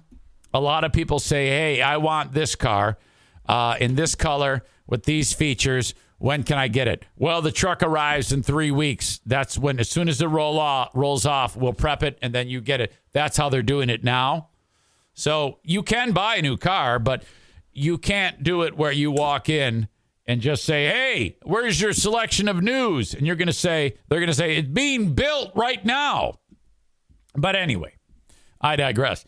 Certified pre-owned, new or used. You can get them all. SarahHondaGranville.com. SERRA, HondaGranville.com. Thank you to them. They just signed up for another quarter of marketing. Thank you to Thad and Cameron. Please mention my name when you go there, like you do for all of these great sponsors. Like Frank Fuss, My Policy Shop Insurance, 616-914-4070. There is a special enrollment period right now for people who need health insurance. And if you've gone without health insurance because you are like, well, I just can't afford it. You see, you're not quite understanding how this works. There's a reason why the Republicans wanted to kill off the Affordable Care Act. Because the U.S. government offers a huge subsidy for people like you and me who have to buy our own insurance.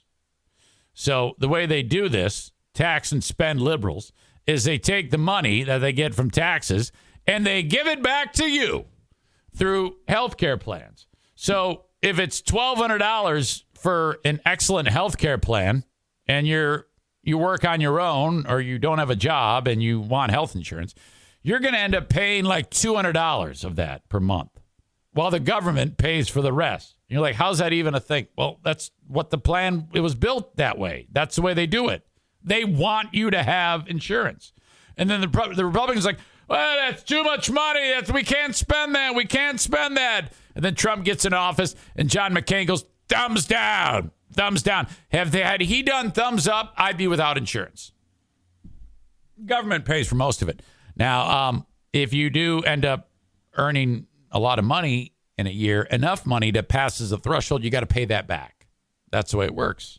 So that makes sense, doesn't it? Well, anyway, I give you all that background because that's for all you people who are like, oh, I can't get insurance. I can't afford it. You can absolutely afford it, ding dong. Call Frank. He will figure out if you qualify, just like he did for my pal Kyle B., who's downstairs working right now. He has insurance now because of Frank. Call Frank at 616-914-4070. Quit being a twat and being scared and call Frank and have him help you. It doesn't cost anything to have Frank help you. 616-914-4070. Get off your fat ass and call Frank. He'll take care of everything. Make sure you mention me. He'll send you a link about how you book an appointment with him, and then he'll handle the rest. It's that simple. In a span of one day, Kyle had insurance.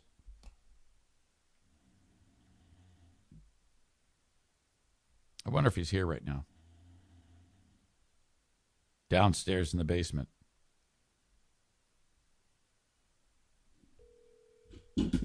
You've never heard from this guy. This is a first.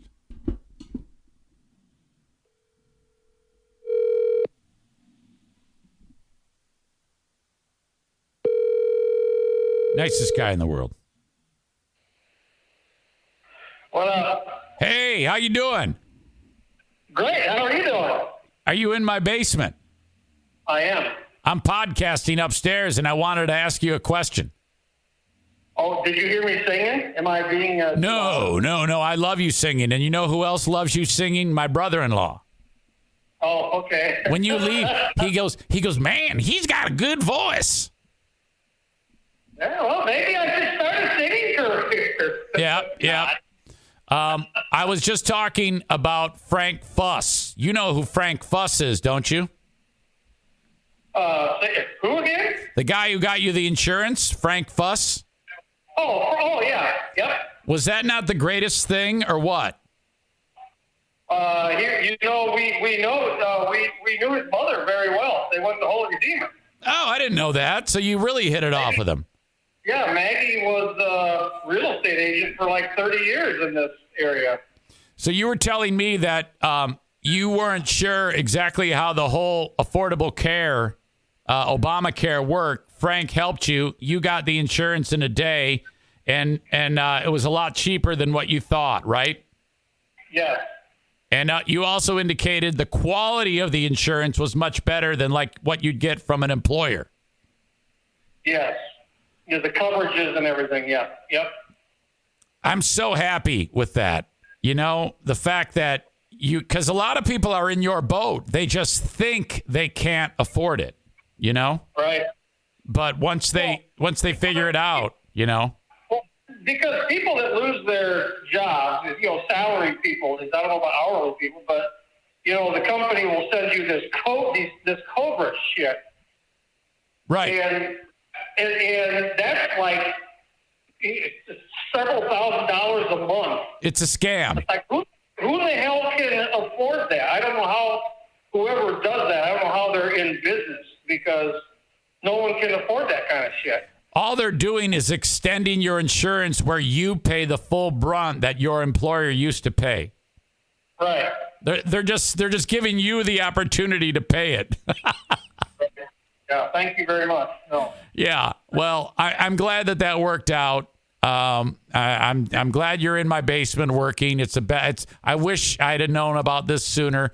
I'm an idiot, but Diana's so happy. And by the way, she was a little mad with you yesterday because you weren't here. She wanted to kick your ass. I don't want to get her mad. I'm afraid of her. I'm not afraid of you. No, but I'm afraid of her. No, and you're absolutely right. You shouldn't be afraid of me, but she's a fiend. She's a bull. She's kind of like an evil bulldog. You know, she's like yeah. What was that horror movie with Saint Bernard? Cujo. Yeah, that's who she reminds me of. Oh my God. Only a bulldog style, Cujo. You know. All right, I'm not going to tell her that you think she's a dog. No, I don't think she's a dog. I think she's got the mentality of a bulldog. Oh, all right, okay. That scares me. All right, I'll come see you in a little while. All right. Okay, see you. Bye. That's Kyle. Call Frank 616-914-4070. Racing this weekend at Berlin. It's Mother's Day. All moms get in free. So, husband, wife, 4 kids under 15. Only the husband's paying for a ticket. The mom is free because it's Mother's Day. The kids are free because they're under 15. So, that's another reason why I love Berlin. I mean, they have never changed that. That has been like forever. The idea that under 15, I mean, I would, if it were under 10, I'd be like, what a great deal. But it's under 15. 15-year-olds have pubes.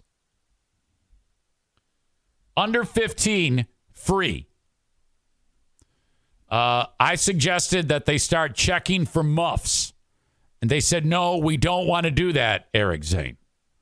But this is the best deal in sports entertainment, okay? It's better than hockey, better than basketball, more affordable than all of those. And when you go to basketball and you go to hockey and whatever, you can't bring a cooler in full of your own snacks, whatever the hell you want. You could bring a turkey dinner if you wanted, if you could get it. You get your husband and wife, they bring each their own 12 by 18 cooler. You can put the turkey, mash, you can do everything. My God, you can lay out a picnic blanket if you want. They don't care. And you can bring all the soft drinks you want as long as they're not in glass. No beer. You cannot bring in beer. You got to go buy the beer yourself. I love Berlin Raceway. BerlinRaceway.com to get tickets. Mother's Day, November. Mother's Day race this weekend.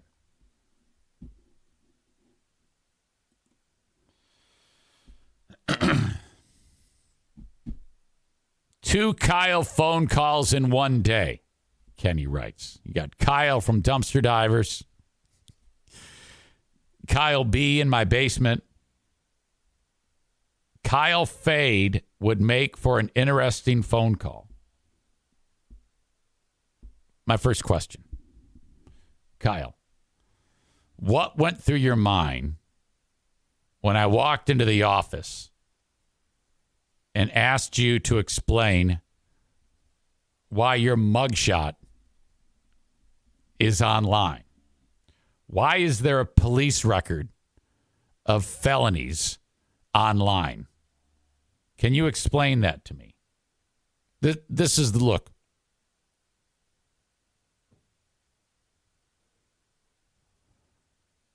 Short conversation. Wait right there. I go downstairs. Cartwright's office. Buddy, we got a problem. What is it? I explained to him what Ding Dong just explained to me. Crystal! Calls the HR director. She comes running. What? What is it? Get me his application immediately. I'm like, what the fuck? This guy's going to snap. Crystal comes running here, boss. Goes fumbling in the air. Papers go flying. He's rummaging through him. He gets the one that says, the question is, have you ever been convicted of a felony? If he answered yes, we're all fired. He answered no.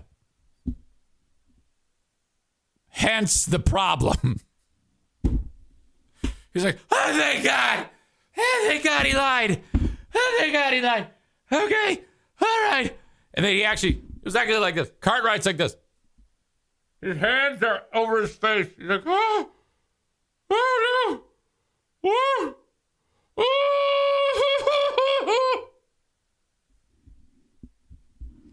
I'm like, it's going to be okay, boss. It's going to be okay. Oh, God. Wasn't okay. Wasn't okay at all.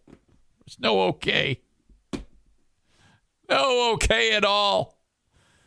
My advice, if you are in a position to hire someone, read the application so that you know what you're getting into. Not that it would have mattered there.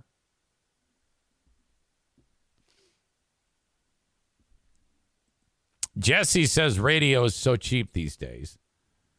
They don't pay for background checks. Well, I don't know about that. But it appears there wasn't. I don't think that would have mattered because of some other decisions that were made that were well beyond my pay grade, according to the state of Michigan. Oh, fuck. Kenny says, we got hilarious moments of Julius pissing you off months later. Now, that's true. There were a lot of good moments. Julius had many of him. Remember all the story spoiler moments? I would give a tease and he would fill in the blank. What a fucking moron. God, I hated that. But you all loved it. You loved it. It was a good time. It was a real good time. Eric, do you look back fondly on those memories? No, not at all. I didn't like him either. We loved him. Oh, that's great. Not me. It was terrible.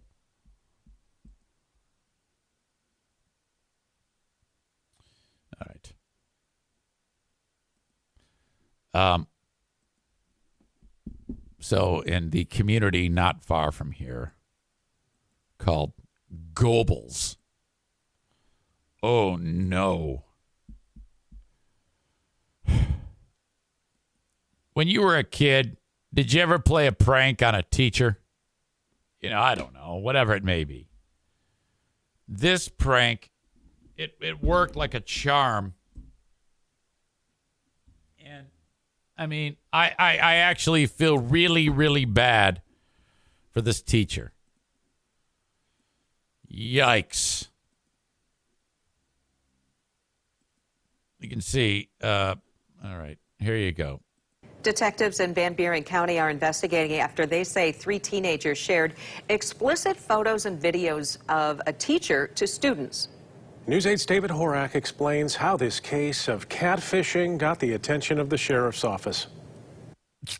It all started when a sexually graphic video of a teacher was reported to Goebbels Schools administrators who alerted the Van Buren County Sheriff's Office.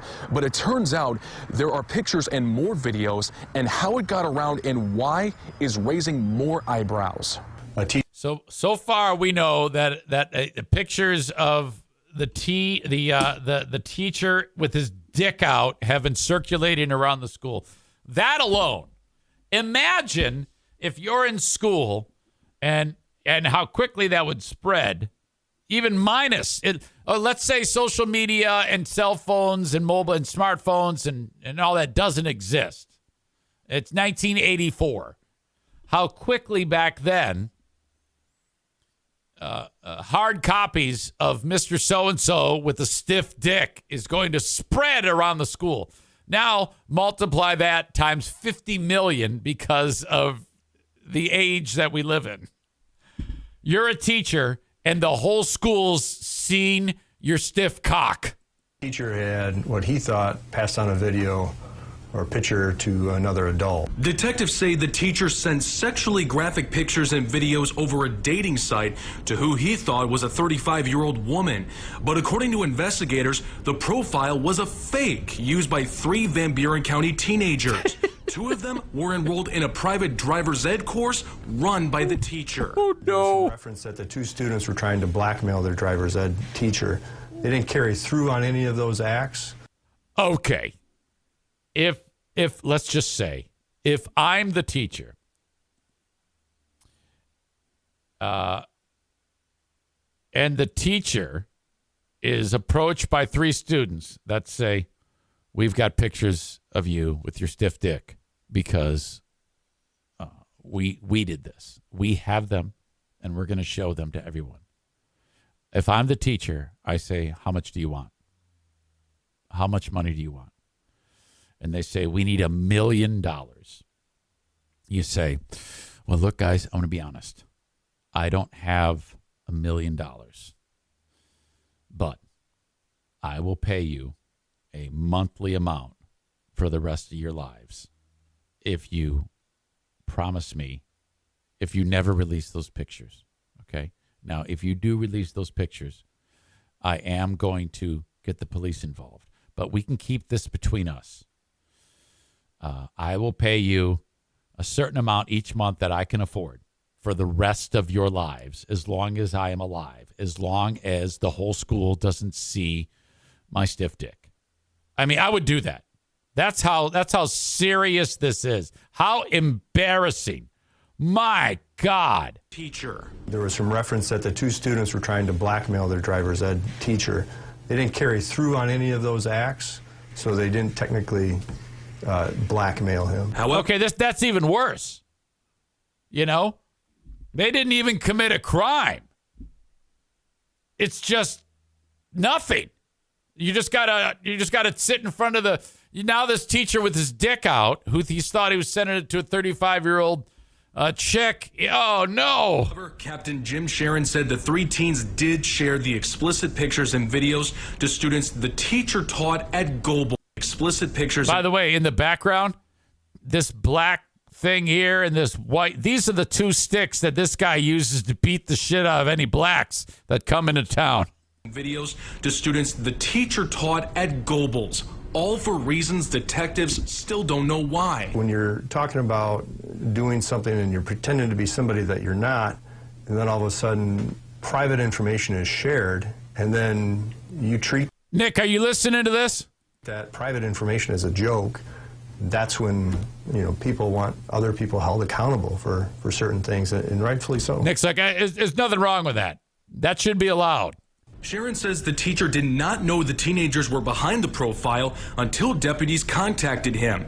After speaking with prosecutors, investigators say no charges will be filed against the teacher. He's doing something that... Yeah, the teacher didn't do anything wrong. He thought, okay, can you imagine the shock if you're the teacher? Like, oh, man, this chick wants me. I'm sending these pictures of my big fat dick over to her. And then the next thing he knows, it's his kids that he's teaching driver's ed to are the ones that have seen his big fat dick. Oh, my God. That would be so terrible. I don't think I'd ever be able to get a boner ever again. That, he thought was between consenting adults, and all of a sudden, now this guy is... Poor guy. Basically all over the news. The cop laughed. Did you see this cop? He laughed. Now this guy is basically all over the news for something that he thought he was doing in private with another consenting adult. As for the teenagers...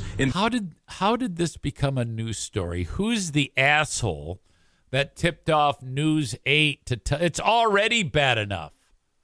And then... Who's the dick that tells Channel 8? Who's the dick at Channel 8 that says, yeah, let's do it? Investigators say they and their families are cooperating. Who's the dick that does the podcast and plays it? But the Van Buren County Prosecutor's Office told us they are waiting on the police report to be finished before deciding if they will file criminal charges, juvenile or otherwise. I think these kids should be shot in the head. There were some other allegations that were made that the students were... I'm totally kidding. But, if there is a school shooting at Goebel's, you know why. involved in, so we have to look into that and see what those allegations are that could get minors in trouble. The Goble School Superintendent's office respectfully declined our request for comment since the investigation is still active and ongoing. We're in Gobles. David Horak, News 8. Oh my God.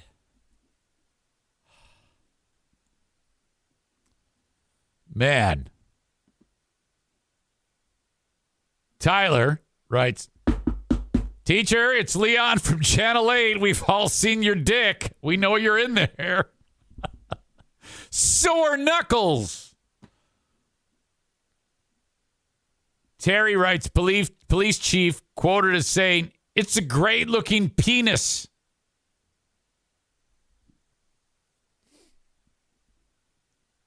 Amanda says, "Did I miss the picture of the teacher?" No, they didn't show the teacher.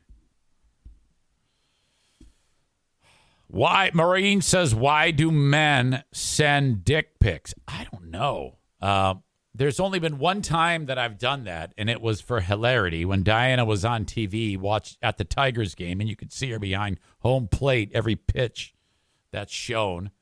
And so I worked a good stiff one up and then shined it up and sent it to her.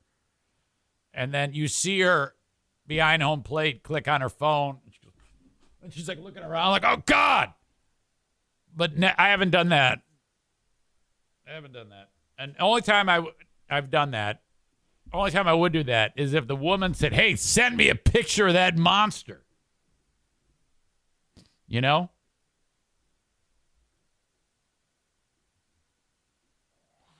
Tyler says, "Good thing you didn't accidentally send that to Jackie."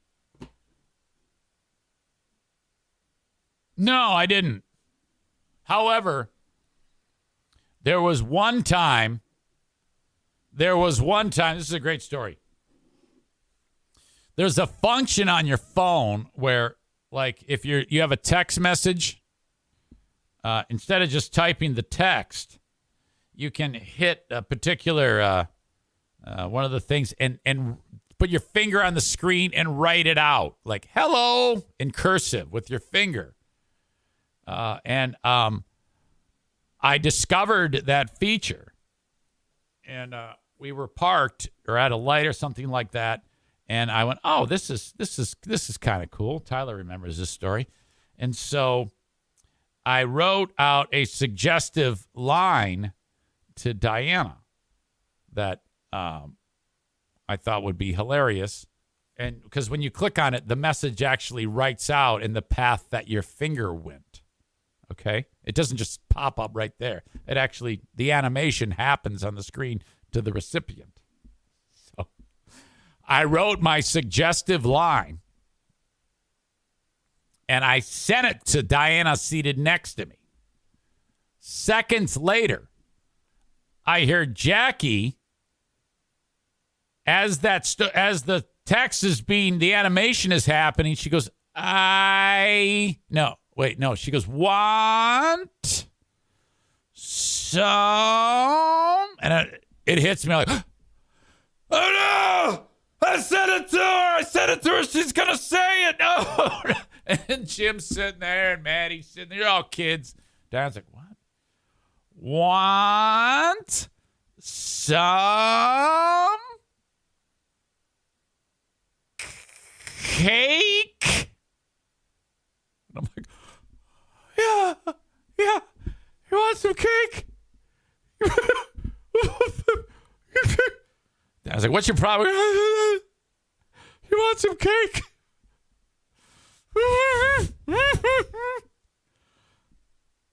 And I wrote "want some cock" to her and sent it to Jackie. "Want some cake?" Like, what the fuck is going on? I go, yeah. And I don't remember if we actually got cake or anything like that. But I was just quiet and did not react. And she goes, "Oh, why, Dad? You want cake?" I was like, "Yeah, I'm just in the mood for cake. We gotta let's go home and make a cake." Or I don't know, trying to cover up for it. And and then it was gone. The moment faded. No bullshit in that story, by the way. And then the kids off the car, I go, you won't believe it just happened. I explained to her. She goes, what was that all about? I want some cake. I go, well, I was writing to you, and it said, want some cock. And she misread it, or, and she just thought it said cake, but it said, want some cock. Can you believe that? Oh, see, now that is a perfect example of why every American family, every family in the world has those moments happen. It's everybody, everything is funny. Everything is always funny. God, is that spectacular? Holy shit. Well, anyway, back to that poor son of a bitch who the whole school's seen his dick now. I mean, come on.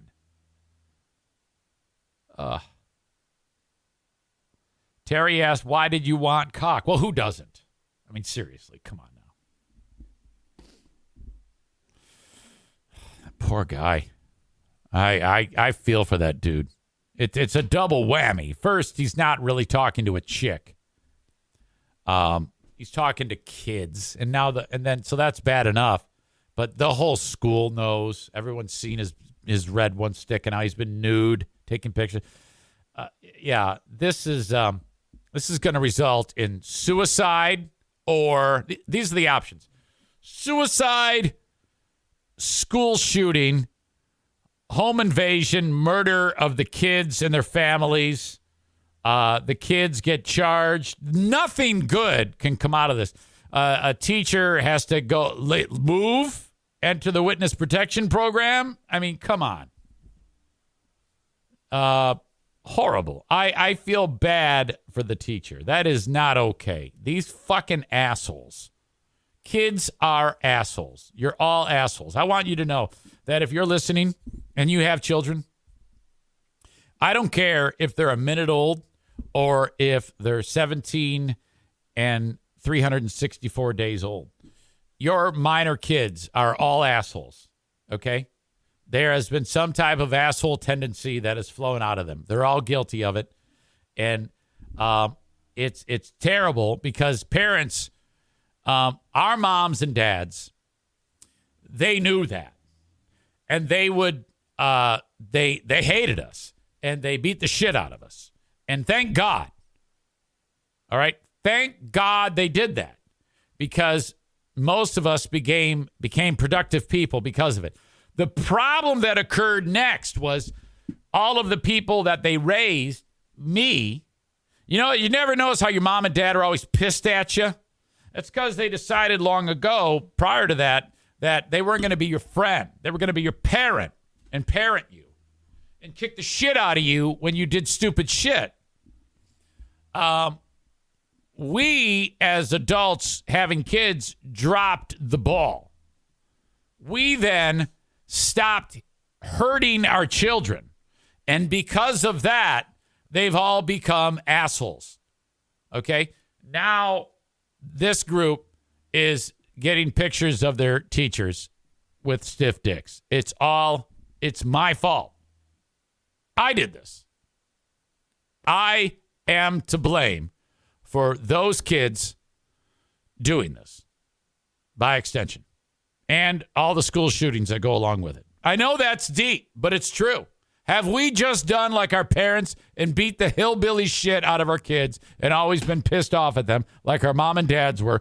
This would have been no problem. Would have never happened in the first place.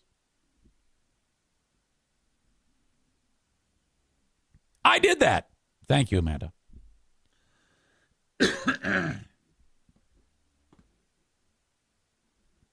All right. I'm going to talk about Amber Heard on the Patreon. Amber Heard, there's been all sorts of hilarity with the Johnny Depp trial, with the witnesses on his behalf and the defamation trial of Amber Heard. And everybody talked about that. Everybody was like, oh, God. Amber Heard is on the stand now. And you know what no one is talking about? She was abused, like horribly. And I don't think anyone believes her because Johnny Depp was hilarious during the first half of this trial.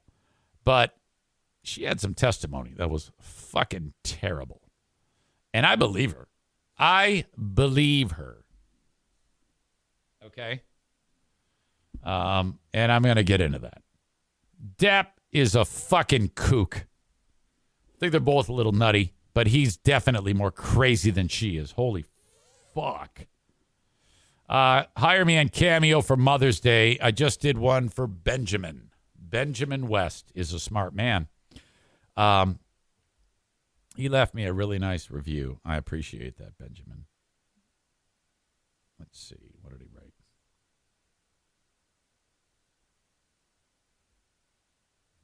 I don't even know if I can get to it.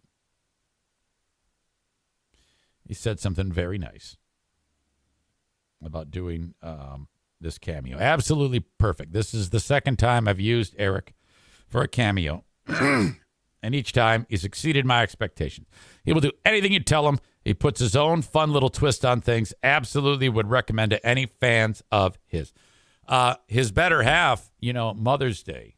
I mean, here we go. Sunday, another amazing Mother's Day. And you just put down the attributes, which are plenty for the mother in your life. Could be your mother. It could be the mother of your children. And I will put that into words on your behalf more than any silly greeting card could. Okay? And then I will send it your way. My cameos are still the same price now as they were when I started. I just completed my 122nd cameo to date. And thank you so much if you've ever signed up for one. And I want to make the mother in your life very, very happy. So hire me either by downloading the Cameo app, which I just learned, well, I knew this, but I had forgotten, is the only place you can leave a tip if that's what you choose to do. Cameo app, download the Cameo app and just search me. Or do it on your desktop or laptop. What I don't want you to use is don't book it through Apple because they take a good chunk of the amount of money that I am supposed to get. If you do it on the actual Cameo app, I get the lion's share of the money. The app gets some, and you can, if you want to, leave a tip. Cameo.com/Eric Zane for Mother's Day. Thank you very much. Blue Frost IT. Excuse me, damn it. The managed IT service provider for the Eric Zane Show podcast. Whenever there is a tech issue at the house, like the other day, we had the internet problem. You're like, oh, call Blue Frost. That's not a Blue Frost issue. Blue Frost is if my hard drive pukes, or my monitor dies, or my router is a disaster. 616-200-8550. So if you work for a company or you own a company, you need to consider them for a tech upgrade or to be your managed IT service provider. Maybe just a quick fix. Almost said fish. Quick fix if your employees are at home utilizing their own equipment. And they're like, hey, boss, this thing just puked on me. Call Blue Frost IT and they will help your employees. 616-200-8550 if you are in West Michigan. We got gun school coming up May 21 in Holland Township, Michigan with Steve Prince, retired U.S. Army Major. 616-204-1705 if you've always wanted to carry your pistol concealed, and you should carry it everywhere you go like I do. 616-204-1705. That's what you do. The first step is not buying a pistol. The first step is taking the class. Comedy coming up this weekend, each and every weekend, at Full House Comedy, fullhousecomedy.com if you want to go see a comedy show. Asshole of the day.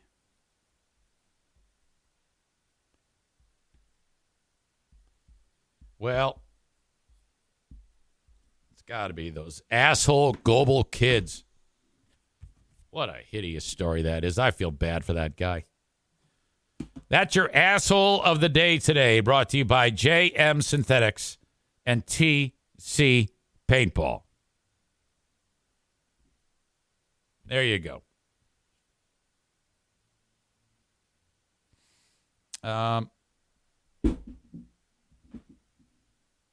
Kenny says, "Oh, I'd love to hire you for a cameo for a certain mother, but that's probably not a good idea right now." And then he puts mad face. So I am guessing you are not a happy camper with the mother of your sweet children or child. Can you hear O'Neill? He's having a dream, barking in his sleep.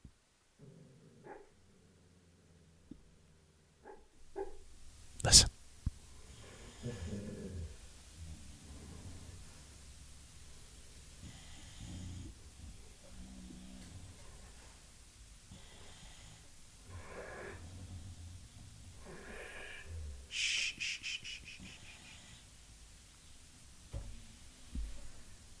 I think he's out of it now.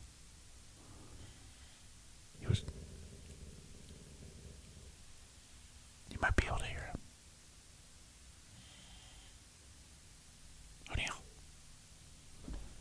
O'Neill, what are you dreaming about, buddy? O'Neill. Okay. I think he's out of the dream. That was hilarious. I hope you could hear that. I think one of you said you could hear him. I see Adam says, I hear him. Woof, woof, woof, woof. All right. Kenny, I'll bite. Kenny says, call me on the Patreon today, man. Is that why you called me yesterday? Kenny called me yesterday. And I didn't pick it up. But, okay. Kenny says you sent me to voicemail. Well, yes. That's my policy. I have a Kenny right to voicemail policy. He's having a dream again. Okay.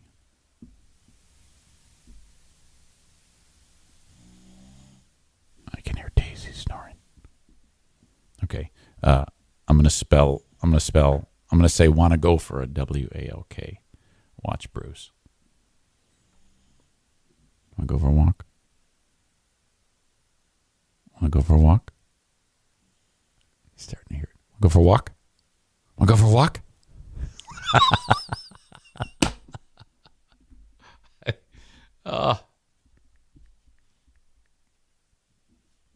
Well, that was fun. I just love talking to you guys. You guys are awesome. Thank you so much. That is it. That is it. We are done today. Excuse me. All right. The Eric Zane Show Podcast is in the books. I'll talk to you on Patreon a little later on. Till next time. Bye-bye.